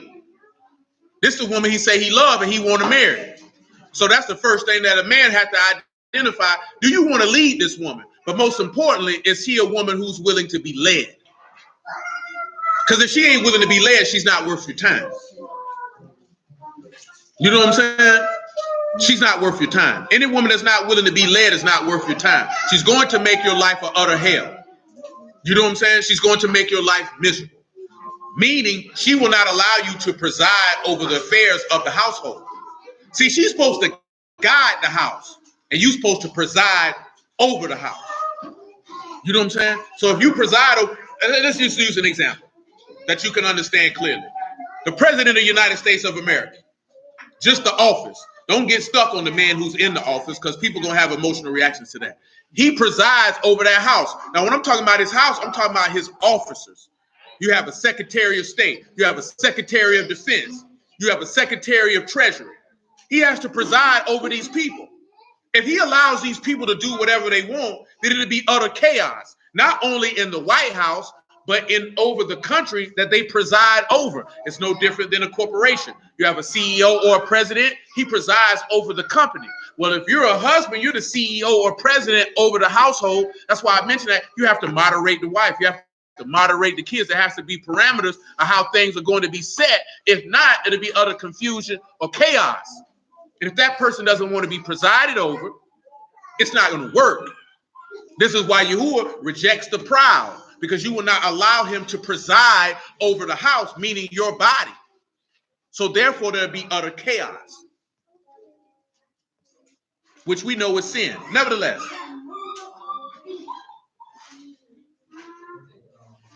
he said, I would lead you and bring you into my mother's house. Where's his mother's house at? That's Jerusalem again. Remember, he said Jerusalem is the mother of us all.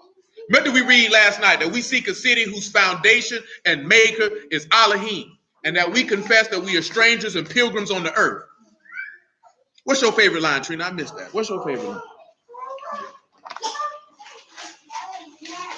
And that we desire a city, a heavenly city. This is what he said he was going to do. He going to lead you and bring you into his mother's house. And he asked, who would instruct me? I would cause you to drink of spiced wine of the juice of my pomegranate. This is what he said. His left hand should be under my head and his right hand should embrace me. Now, if he's telling you you're going to drink of his wine, he's telling you how you drink the cup of his covenant. He said, who would instruct him? If he said who would instruct me, who is he referring to? Eugene, come put this in the trash. I want you to think about it. It's script for what I'm referring to. Listen what he said, right? I will lead you and bring you into my mother's house. Who would instruct me? So this is Solomon talking to the Shumanite woman. He's telling the Shumanite woman, I would lead you, bring you to my mother's house, which is Jerusalem. Who is going to teach him? He's talking about Yahuah. Because what did he say in Isaiah 40? Who's taught Yahuah the way of knowledge? Who showed him the way of understanding? Let's continue. So what does that take us back to what I mentioned last night as well? Oh, word. The head of the woman is who? The man. The head of the man is who? Hamashiach. The head of Hamashiach is who? Elohim. So that man is getting taught by Hamashiach, and this is who's instructing him, and this is how he's going to be able to lead this woman. Because if Hamashiach's not instructing you, how are you going to be able to lead this woman? It's going to be impossible. It's going to be impossible. You know what I'm saying? Nevertheless, verse 4, he say, I charge you, O daughters of Jerusalem, that you stir not up, nor awake my love until he please. Who is he that come up from the wilderness, leaning upon her beloved? I raised you up under the apple tree. There your mother brought you forth, and she brought you forth that bare you. Set me as a seal upon your heart, and as a seal upon your arm. For love is strong as death. Jealousy is cruel as the grave. And the coals thereof are the coals of fire, which have a most vehement flame. Well, let's look at that. Set me as a seal on your heart. What does that mean? He's telling you to set you as a seal on his heart. Let's look at that word for seal. Maybe that'll help you out. That word is kotham. Remember, that's a seal, signet ring. That should be an easy one. Set me as a seal on your heart. That's the Ruach HaKodesh, or being sealed by the name of Yahuah. What he told you, what he said in Ezekiel, right? He said, set a seal on all my servants who what that thing he said, swoon at the abominations that they see.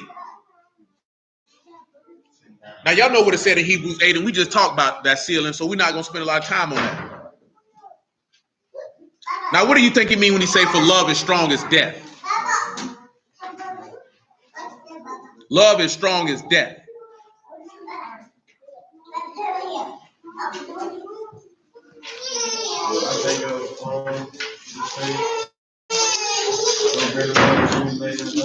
Well, let's take a look at it. John chapter 15. It did. Because what did he say in John 3 and 16? For Elohim so loved the world, he gave his only begotten son. So love is strong as death. But what did it say when they say death? Death is mighty. The word for strong is oz, or mighty and fierce.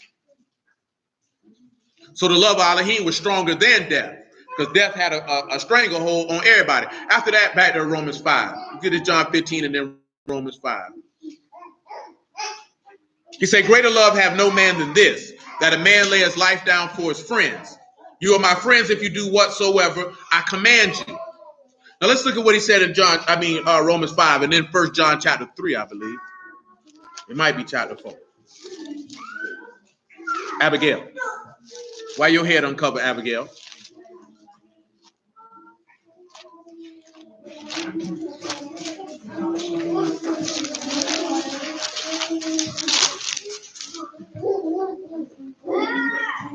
I just want Romans 5 and 6.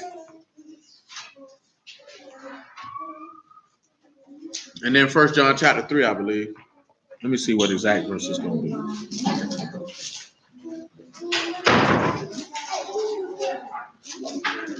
And then 1 John chapter 3, verse 13.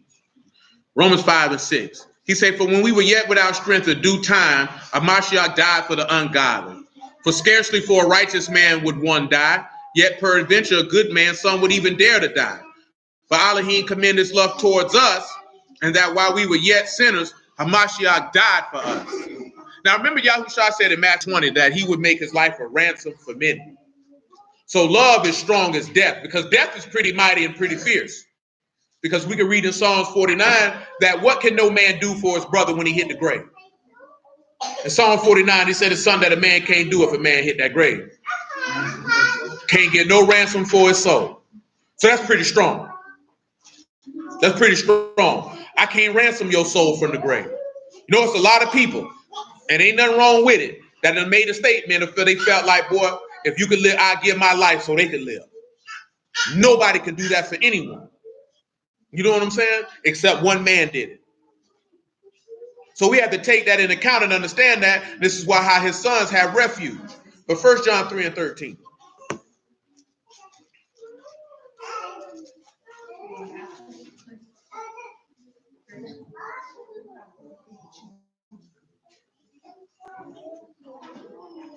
Say, marvel not, my brethren, if the world hates you.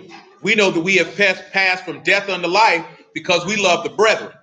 He that loved not his brother abide in death.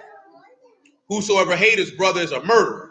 And you know that no murderer have eternal life abiding in him. Hereby perceive we the love of Elohim, because he laid down his life for us. And we ought to lay down our lives for the brethren. But whoso have this world's goods and see his brother have need, and shut up his bowels of compassion from him, how dwell the love of Elohim in him? My little children, let us not love in word, neither in tongue, but in deed and in truth. And hereby we know that we are all the truth, and shall assure our hearts before him. So when you sit back and you look at it, love is stronger than death. See, remember in James chapter 2, what did he say when he mentioned faith without works is dead? What did he mention that the people would do for somebody when they came through and they was hungry? What did it say that they would do?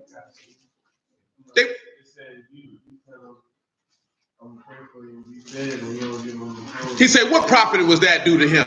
Say, be warm and be filled, brother. I'm going to pray for you. And I done seen that happen with some Christians, bro. That junk tripped me out. Dude say, boy, I just came out the hospital, man, out of a diabetic coma, man. I just want something to eat. They said, we're going to pray for you, brother. Let us lay hands on you. I said, dang. You know what I'm saying? I said, well, that's hard. You know what I'm saying? Like, he ain't asking for no money. He said, boy, I just want something to eat. Can you give me something to eat? They said, we're going to pray for you, brother. We're going to pray for you. Let us lay hands on you. And they looked at it and said, let us pray. I said, boy, these niggas hard. You know what I'm talking about? But I know somebody had something in the back for this nigga. They said, Lord, that junk, that was crazy, man. But back to Songs of Solomon, man. That's how people feel, man. That's how people feel. Now, what you think when he say that jealousy is cruel as the grave? The word for jealousy here is kana. Accordance means the order to be jealous.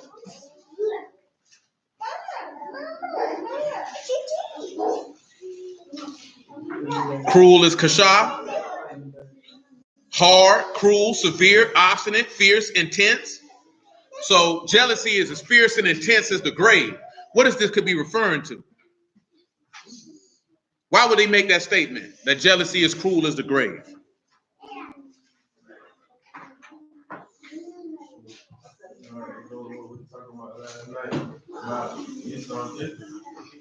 And you would be correct.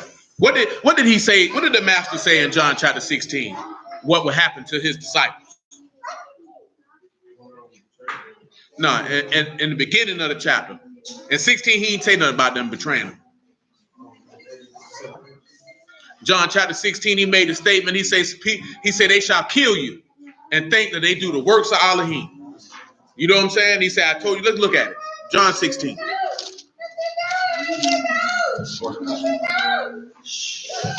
What's up, cuz? Oh, you thought about it for a moment, huh?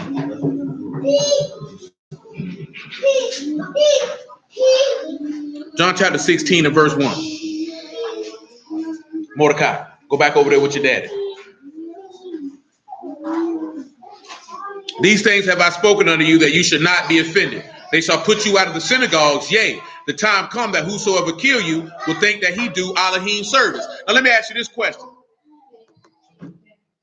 In John chapter 11, about verse 45, it went to talking about the scribes and Pharisees. What were the two reasons that they gave to why they wanted to kill the Lord? They gave two reasons why they wanted to kill him. Now they didn't say that in that verse, in those verses. No, I'm talking about they gave the two exact reasons why they wanted to kill him. They said two separate things of why they wanted to kill him. One, they say the miracles would cause all the people to believe on him, and then they gave another reason. They'll lose their place in nation. So that's where their jealousy came in at towards this man. Matter of fact, in the book of Proverbs, it makes a statement. He say, jealousy is something, I'm misquoting it, but the last thing he said, well, who could stand before envy? You know what I'm saying? Of course, Yahuah stood before envy and rose from the dead. Eventually, we'll get to that verse in Proverbs. But that go hard, ain't it? But I want you to think about that, right? Jealousy is cruel as the grave. These people jealousy was that strong that they killed the man. You know what I'm saying? That they killed the man. Come over here to Matthew 26, I suppose.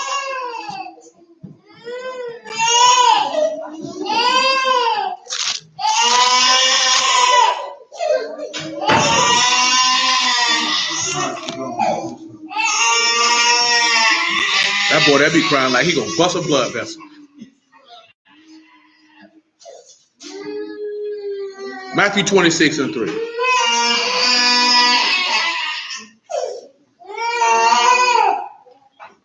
He said, then assembled together the chief priests and scribes and the elders of the people unto the palace of the high priest, who was called Cappius, and consulted that they may take Yahushua by subtlety and kill him. But they said, not on the feast day, lest there be an uproar among the people. So we just read that just for context. So when you look at this here, this is why they wanted to kill him. Now, of course, you know, Pilate said they delivered it unto him for envy. But they felt like that they were doing the service of Elohim by killing this man. You know, it was another place where they were jealous. They wanted to be able to do the things that he was doing. They wanted to be in the position that he was in. So that jealousy was cruel as the grave. This is what allowed him to be killed. But let's continue on what he said in the next verse behind that. And that's verse 7. He said, many waters cannot quench love, neither can the floods drown it. If a man would give all the substance of his house for love, it would be utterly contemned. Now remember, what did we just read in Ezekiel 16? He said, when he saw you in your blood, he said it was the time of what? The time of love. And he entered into a covenant with you. That's Songs of Solomon, 8 and 7. Yeah, we just read verse 3 and 4. And that was it.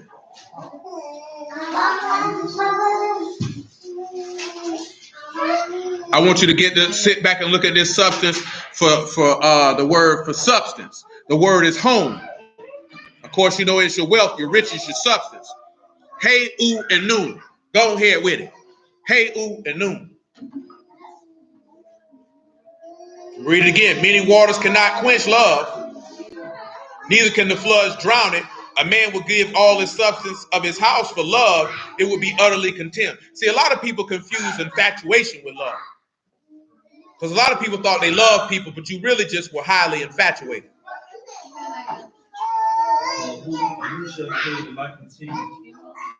Because, and for the most part, usually the people who feel like that are usually women.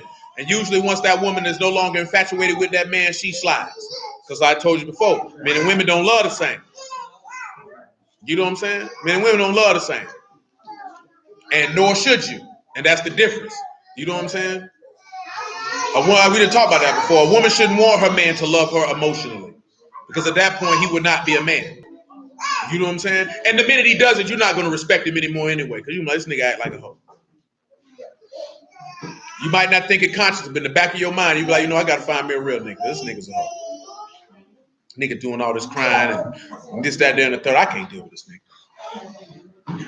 You know what I'm saying? But we already know that. We already know that every one of y'all say stuff that you don't actually mean. Not at the moment you said it. You want a nigga. I remember being a jit, and you would always say that on TV. A woman say, well, you could just leave then. Then the nigga leave. So you really gonna leave? Well, nigga, that's what you asked me to do. No, you were supposed to fight for me. What is wrong with you? Ain't nobody got time for that. You know what I'm saying? That's why dudes feel like, why get married? Might as well stay single. That's why some dudes feel that way. Because it's a certain type of thing. Of course, you know, that's westernized stuff. That's American culture. It's not like that throughout the whole world. At least not that particular thing. But he just hit the nail on the head. Yahushua will secure you to life. So we kind of talked about this a few weeks ago too, about his substance. What it is, he said there's a man who have great riches yet have nothing, but there's a man who maketh himself poor yet have great riches. You know, Paul made the statement that Yahushua made himself poor, that through his poverty we might be made rich. Because it said that many waters cannot quench the love, neither can floods drown it. If a man would give all his wealth of his house for love, it would be utterly contemned. Well, let's look at that word contempt. That word is booze. It is to despise, to hold as insignificant, to show despise towards. And that takes us back to something that we mentioned last night. What can that tie us back to? The something that we mentioned last night. We didn't read it last night, but we talked about it last night. So what is it looking at? Listen to what he said, right? that he would sit back and he would utterly find the wealth of his house as a despicable thing. Say, many waters cannot quench love, neither can the floods drown it. If a man could give all the substance of his house for love, it would be utterly despised. We just mentioned it last night. Not directly, but directly at the same time. You got your thinking cap on? What you came up with? I cannot. I eat your chickpea while I wait. How about that?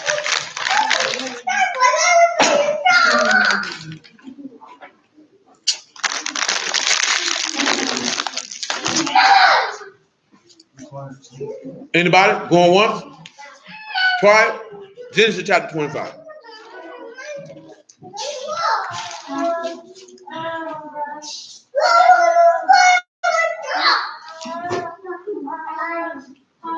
(25 and 29).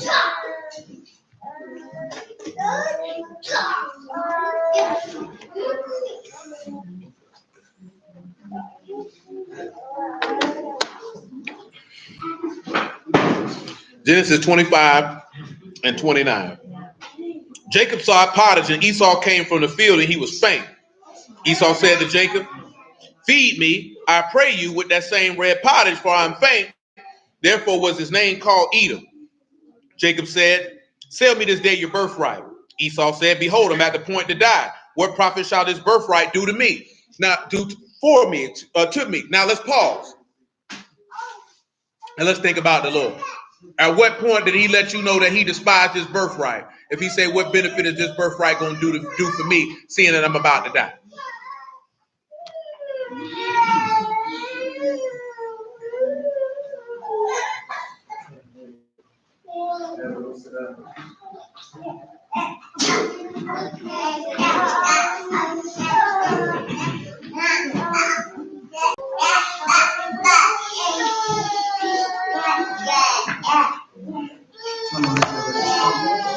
So what?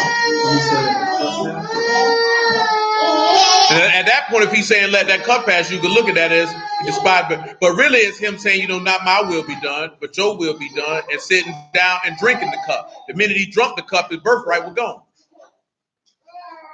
Because he despised it. In order for us to, remember he said you got to give all your substance for love. Ain't what it said? So his birthright is a part of his wealth or his riches, is it not? So in order for us to be able to get it, what does he have to do? He has to despise it. What did he tell Peter when Peter pulled that sword? He said, "I could call for 12 legions of Malachim, but how else would the scriptures be fulfilled?" Because if he don't give up his birthright, see, Paul, let's take a look at it. Hebrews chapter 2. You can't get an inheritance.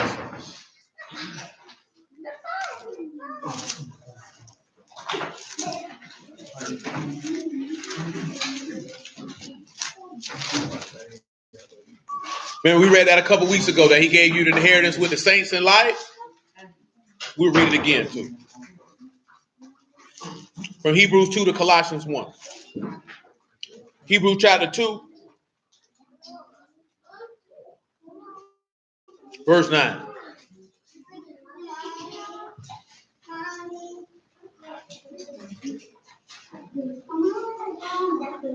He said, "But we see Yahuah, who was made a little lower than the Malachim, for the suffering of death, crowned with esteem and honor, that he by the grace of Elohim should taste death for every man. For it became him, for whom are all things, and by whom are all things, and bringing many sons unto esteem, to make the captain of the salvation perfect through suffering. For both he that sanctified and he that sanctified all are of one, for which cause he's not ashamed, saying, I will declare your name unto my brethren. In the midst of the house will I sing praise unto you. And again I will put my trust in him. And again, behold, I and the sons which Elohim have given me. For as much then as children are partakers of flesh and blood, he also likewise himself took part of the same, that through death he might destroy him that had power over death, that is the devil. So in order for us to be able to have these riches and to have life, he had to despise his own, because he said that for love, he would give all his substance and despise it. Remember what he told them in John chapter 2, that he said, destroy this temple and I'll rear it up in 3 days. See, we can't, see, you can come back to Genesis 25. See, we can't really understand that fact because none of us would give up all our wealth and riches for love. The average human being wouldn't do that. Shoot, not even the average. For the most part, most people are not going to do that. We already read that in Romans 5. A good man wouldn't even dare die. Most people are not going to do that. When you sit back and look at it, you gave up your position in heaven as the son of Elohim, all your wealth, all your riches, all your inheritance, your rulership, and everything for love. You know what I'm saying? We can't fathom that. And again, I take it back to what we was reading in Ezekiel 16. He said, when he saw you in your blood, he said, live. And he said, this is the time of love. So this means this man was willing. This is why he teaches a husband to sacrifice his life for his wife. And some of y'all know I always told you that. If you look at a woman and it don't cross your mind that you'll shed your blood for her, that ain't the woman for you. You know what I'm saying? It shouldn't even be no thought. If you got to sit there and think about it, would I die for her? You don't love that woman. Go and find you enough. You know what I'm saying? That ain't woman for you. That's why I mentioned that a couple weeks ago. Like a woman shouldn't have had a thought. Of course you ain't gonna hear no woman. I die for my husband. It's not in your makeup to think that way. You know what I'm saying? You ain't the one supposed to be jumping out in front of no bullet. You know how sour that would have to be if somebody went to shooting and the woman jumped in front of the man before the man jumped in front of his wife. I'm gonna take a bullet for you, baby. She ain't even think about that. She finna hide. She shooting. But see, guess what? But men already know that. See, I was just looking at a news story about that. Dude got on death row for strangling and killing some white woman. But he said he didn't rape that white woman. He said him and that white woman were cheating with each other, and that her man killed her. But see, they weren't married, but that's what the book tell you about. Whoever commit adultery lack understanding. And when you lay with somebody's woman, that nigga don't want to talk. But see, he didn't kill Buddy. Or maybe he didn't get a chance to kill Buddy. But that's one thing you ain't never supposed to do. You ain't supposed to die behind no woman. You know what I'm talking about? Not by when I say behind the woman, I mean behind her folly. Because guess what she gonna do? You gonna get killed, or you gonna kill that nigga. You going to jail. He dead. She got another nigga you ain't know about doing the Watusi with him. You know what I'm saying? Play with it if you want him. Hey, she want to do this here, let her go, man. Don't kill no woman, man. Let that woman slide, because she gonna be with another nigga. You gonna be dead in prison. You know what I'm talking about? A nigga gonna look at you, what you in here for? Yeah, boy, I killed my girl was cheating on me, boy. I killed that nigga, boy. Oh, you did what? You killed him. And what's she doing right now? Laid up with another nigga. You idiot. Back to Genesis 25, man.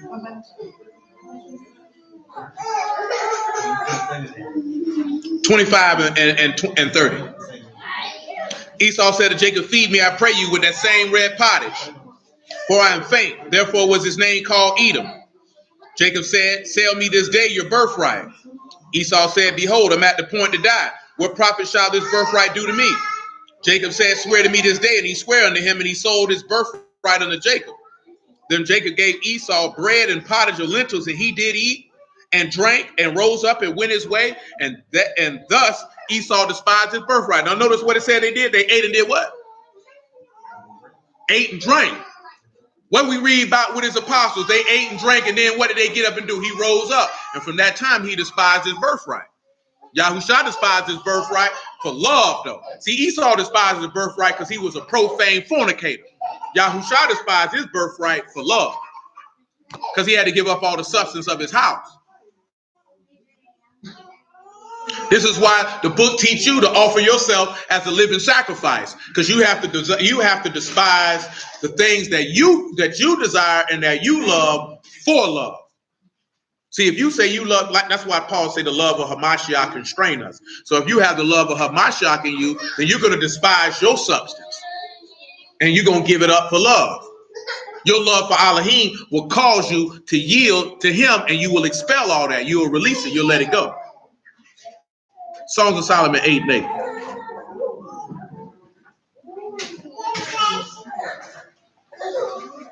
He said, we have a little sister. She hath no breasts. What shall we do for our sister in the day when she shall be spoken for? If she be a wall, we build upon her a palace of silver. And if she be a door, we will enclose her with the boards of cedar. I am a wall, my breasts like towers. Then was I in his eyes as one that found favor. Let's look at this word for towers. The word is Migdal. Of course, it's a raised bed, elevated stage, pulpit, tower. But you got Meme, Gamal, Dalet, and Lamad. Say her breasts are like towers. Notice what character is in that when we mentioned what breast is in ancient times. It was teachings. And you see that Lamad is there.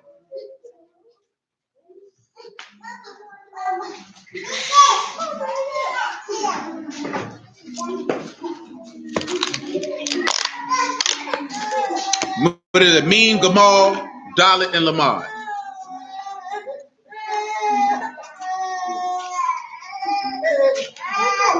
I know she ain't right, cuz.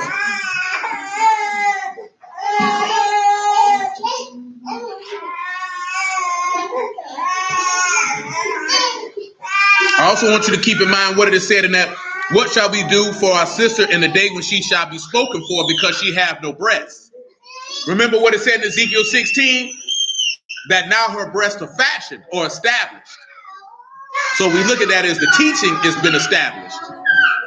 See, when we were coming out of the wilderness, we would look at it as we ain't had no breasts. When we were in the world, you ain't have no breasts. You know what I'm saying? You didn't have no teacher. You ain't had nothing. You were lost and without Elohim in the world. A fool, walking in darkness, alienated from Elohim. Ain't nobody exempt from that. But now, he say in the time of love, remember he say when she shall be spoken for. Let's go back to Ezekiel 16 while you thinking on them characters and look at that again.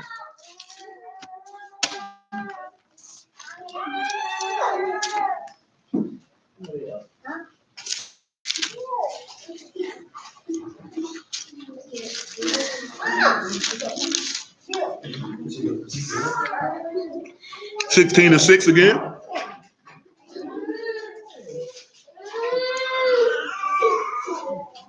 Ezekiel 16 and 6.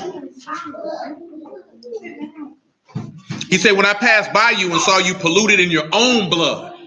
So remember, what if you polluted in your own blood? What are you polluted in? Your own sins. I said unto you when you was in your blood, live. Yea, I said unto you when you was in your blood, live. We already read that. He said, well, while we were yet sinners, Mashal died for the ungodly. So while you was in your blood, he said, live. And why did he say live? Because he was willing to give up his substance of his house for love. See, that's why all this other stuff these people be talking about, that junk ain't hit no nothing. They talking about Horus died. Horus ain't do nothing. Ain't none of them people do none of that. Because what did Horus give up? What did Baal and all these people? They ain't give up nothing. The stories are not even close or similar. They're nowhere near the same. He said, I caused you to multiply as the bud of a field. You increased and waxing great. You are come to excellent ornaments. Your breasts are fashioned. Your hair is grown, whereas you was naked and bare. Now when I passed by you and looked upon you, behold, your time was the time of love. I spread my skirt over you, covered your nakedness. I swear unto you and entered a covenant with you, saith Yahuah Elohim, and you became mine. Then he mentioned where he said, I washed you with water. I thoroughly washed away your blood from you, and I anointed you with oil. So now what is he telling you? That after he's seen that your breast became fashioned, or the teaching grew, now you were in your blood, and he said after he entered into a covenant with you, what did he say he do? He washed you thoroughly and then anointed you with oil. So now you see faith of the gospel, baptism, Ruach HaKadosh. And why is that possible? Because set me as a seal upon your heart, for love is strong as death, and jealousy is cruel as the grave, and many floods can come in and they can't quench love, because he said if a man gave up his whole substance of his house for love, it would be utterly despised. This is how much he loved. That's why he say those who have the fear of Yahuah have confidence, and his sons have refuge. You know what I'm saying? Sit there and think about that. That's why I always mention that repeatedly over time, and always about that resurrection of the dead as well. Ain't nobody love nobody to that extent, and that's how a man's supposed to love his woman. That's why I tell you have to separate natural thought or Western thought from what you think how someone is supposed to love you versus how the word say it's supposed to be done. Because if you try to compare what the world told you versus what the word tell you, you're going to confuse the two, and you might shun the love of Elohim looking for the love of man because they don't compare. And that ain't just an interpersonal with in a marriage. That's just all the way around the board, period. You know what I'm saying? You're going to shun it. Because ain't nobody love nobody like that. That's why if you done heard the gospel, that's why I say if you sin after having the knowledge of the truth, I say no more sacrifice. He said something wrong with you. Something wrong with you. Somebody love you like that, and you like, nigga, I don't care. He said something wrong with you. Your brain can't be right. You know what I'm saying? When you look at it in that aspect, you can understand why he would be a little upset. I gave up all my substance for love. I gave up stuff I ain't even have to give. That's besides the fact they hung me on the tree for a couple of hours, beat me, spit on me, disrespected me. Let's put that part to the side. Let's just take the disrespect. Yahuah is a man's man. And he sat there and got disrespected and spoke down on for love. You know what I'm saying? Let that register in your mind. If you a man, one thing that you're not going to tolerate is disrespect. You know what I'm saying? You're not going to tolerate that. You're not going to disrespect me.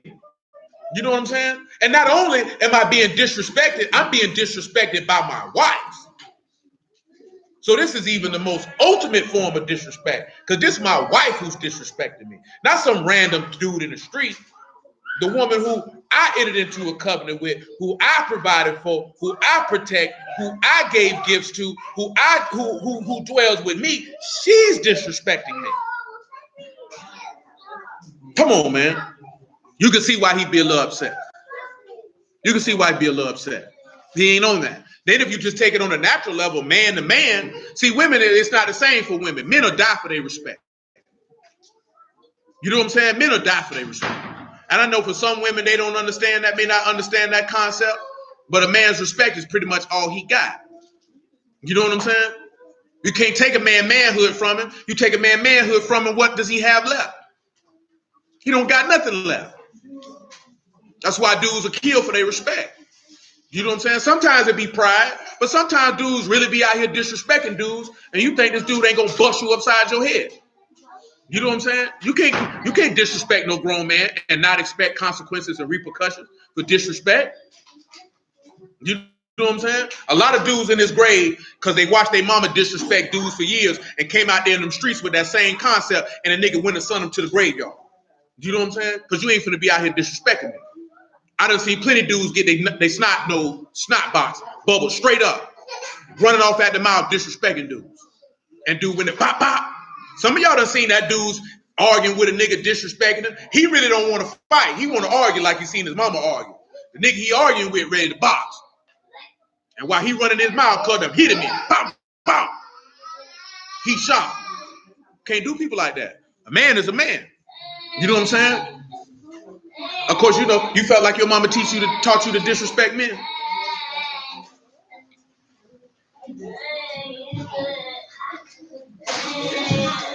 I'm just asking. You felt like your mama taught you how to be a consort with a man. You know what a consort is? What it is? I know what it is, but do you know what it is?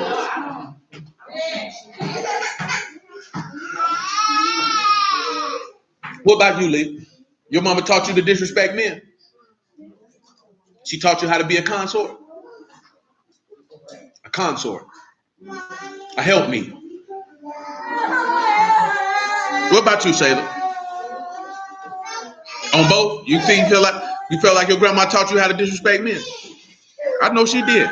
From the stories y'all tell, she looked like she was an ornery woman. Ornery. What about you? She taught you how to be a helpmeet? Well, my mama couldn't have taught you how to be the helpmeet. She wasn't married. But did she teach you to disrespect men? Huh? Yeah, I mean, she wasn't married, so ain't no way she teach you that.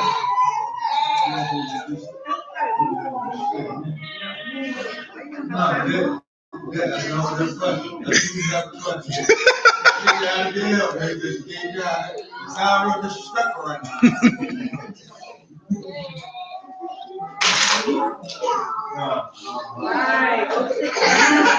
What y'all got for that? Them towels though. You had me, Gamal, Dalit, and Lamar.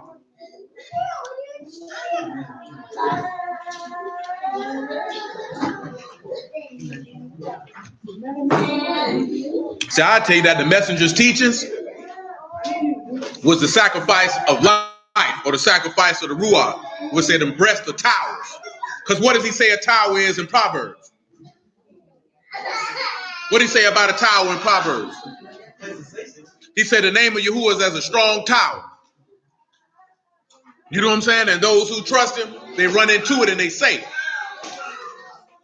So how do you be able to get that strong tower? You get it through the teaching. Now, again, this taking us back to what we were really talking about last week, which was, what did it say in Ezekiel 38 when we were dwelling in Jerusalem? What did it be like? We'd be dwelling in unwalled villages one day. Because that's the time of love. Your breasts are fully fashioned. You're grown. You're of full age. That's why I say it's the time of love. I spread my covenant out, spread my skirt out, cover up your sins. Then after I cut, I forgot there's two of y'all wasn't in here. I get both of y'all when y'all come out. You next. I'll wait for you to sit down. I'll wait for you to sit down. Eugene, you're phony. So, do you feel like your mother taught you to disrespect men? Taught you how to be a consort? A help me.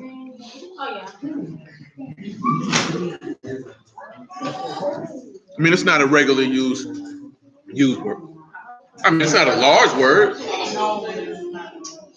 The reason why I ask, because of course, we didn't talk about this recently. This society teaches you to for women to do what to a man? To compete with him, fight with him, go back and forth with him.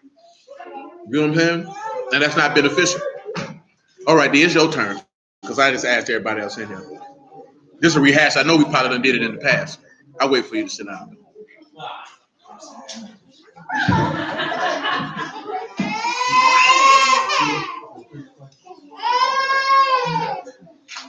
And Trina and Kira, y'all can answer that too. So D, you feel like your mother taught you to disrespect men?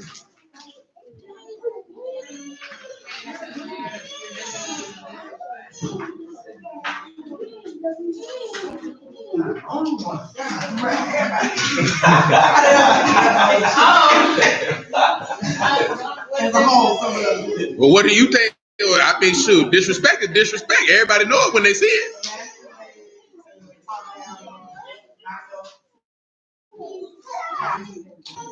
Definitely challenging a man is disrespectful.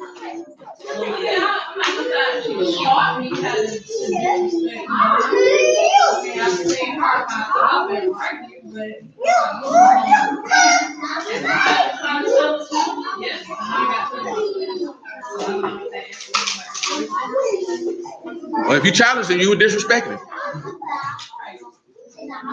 And then, do you feel like she taught you how to be a consort? A consort.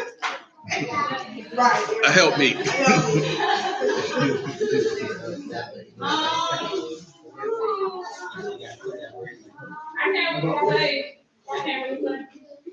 Now, Trina said that her mother taught her to be submissive and keep the house. She learned to be rude and disrespectful in the street. And Jessica said her mama still argue with her husband to this day. But one thing I tell you, one thing a man should never do, don't argue with no woman, because she's going to beat you with experience. You're not going to win. She definitely going to beat you with experience. I guarantee you women now argue way more in their lifetime than a man has even thought to argue. Unless he's feminine himself. You ain't going to beat no woman to argue. It bet you just go ahead and let that slide. And because the reason being is, you going to come with reason and logic, and she ain't going to want to hear none of that. You know what I'm talking about?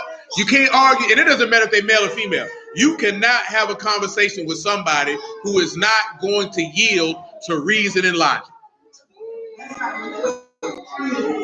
What's that?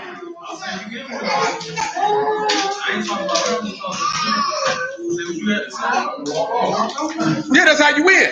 That's truly, to be told, the only way you should argue with a woman. Walk off.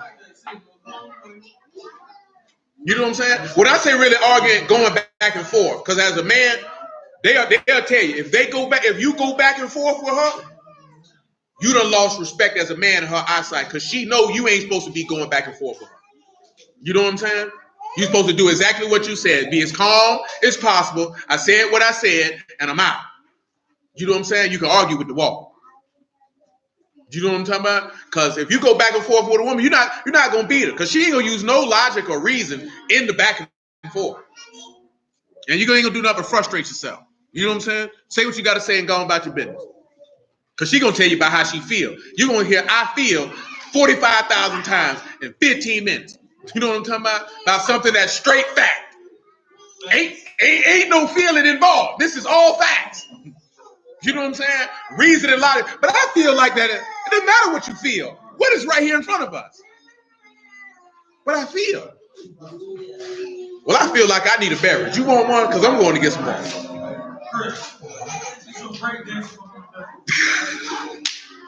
But I'm going to leave y'all alone on that. We're going to stop it right there, right? We'll continue on. And there go Lil Dale. Lil Dale done popped up. Popped up out of nowhere. Say what's up, Lil Dale. Say what's up, Lil Dale. Lil Dale just popped up out of nowhere. I don't know what he got right here, but he got something. So we're going to say hallelujah for Yahuah in the word. Appreciate everybody's time. Bless everybody at the house of Yahuah. Pick us up on Wednesday, y'all willing. Continuing down the same track of what we in the Songs of Solomon. It's a lot of stuff dealing with the Kingdom and Songs of Solomon. Just remember when he's dealing with our sister don't have no breasts, and we'll continue to kind of zero in on what's in Ezekiel 16 as well in that regard. Continuing with that love and that salvation, the giving of the Ruach, to enter into the covenant, and understand that that's a time of love. And we'll also look at it, our gathering in the eyesight of Yahuah is a time of love along with a time of vengeance. But you are willing until that time, we'll bid you adieu. What's up, Liddell? Liddell.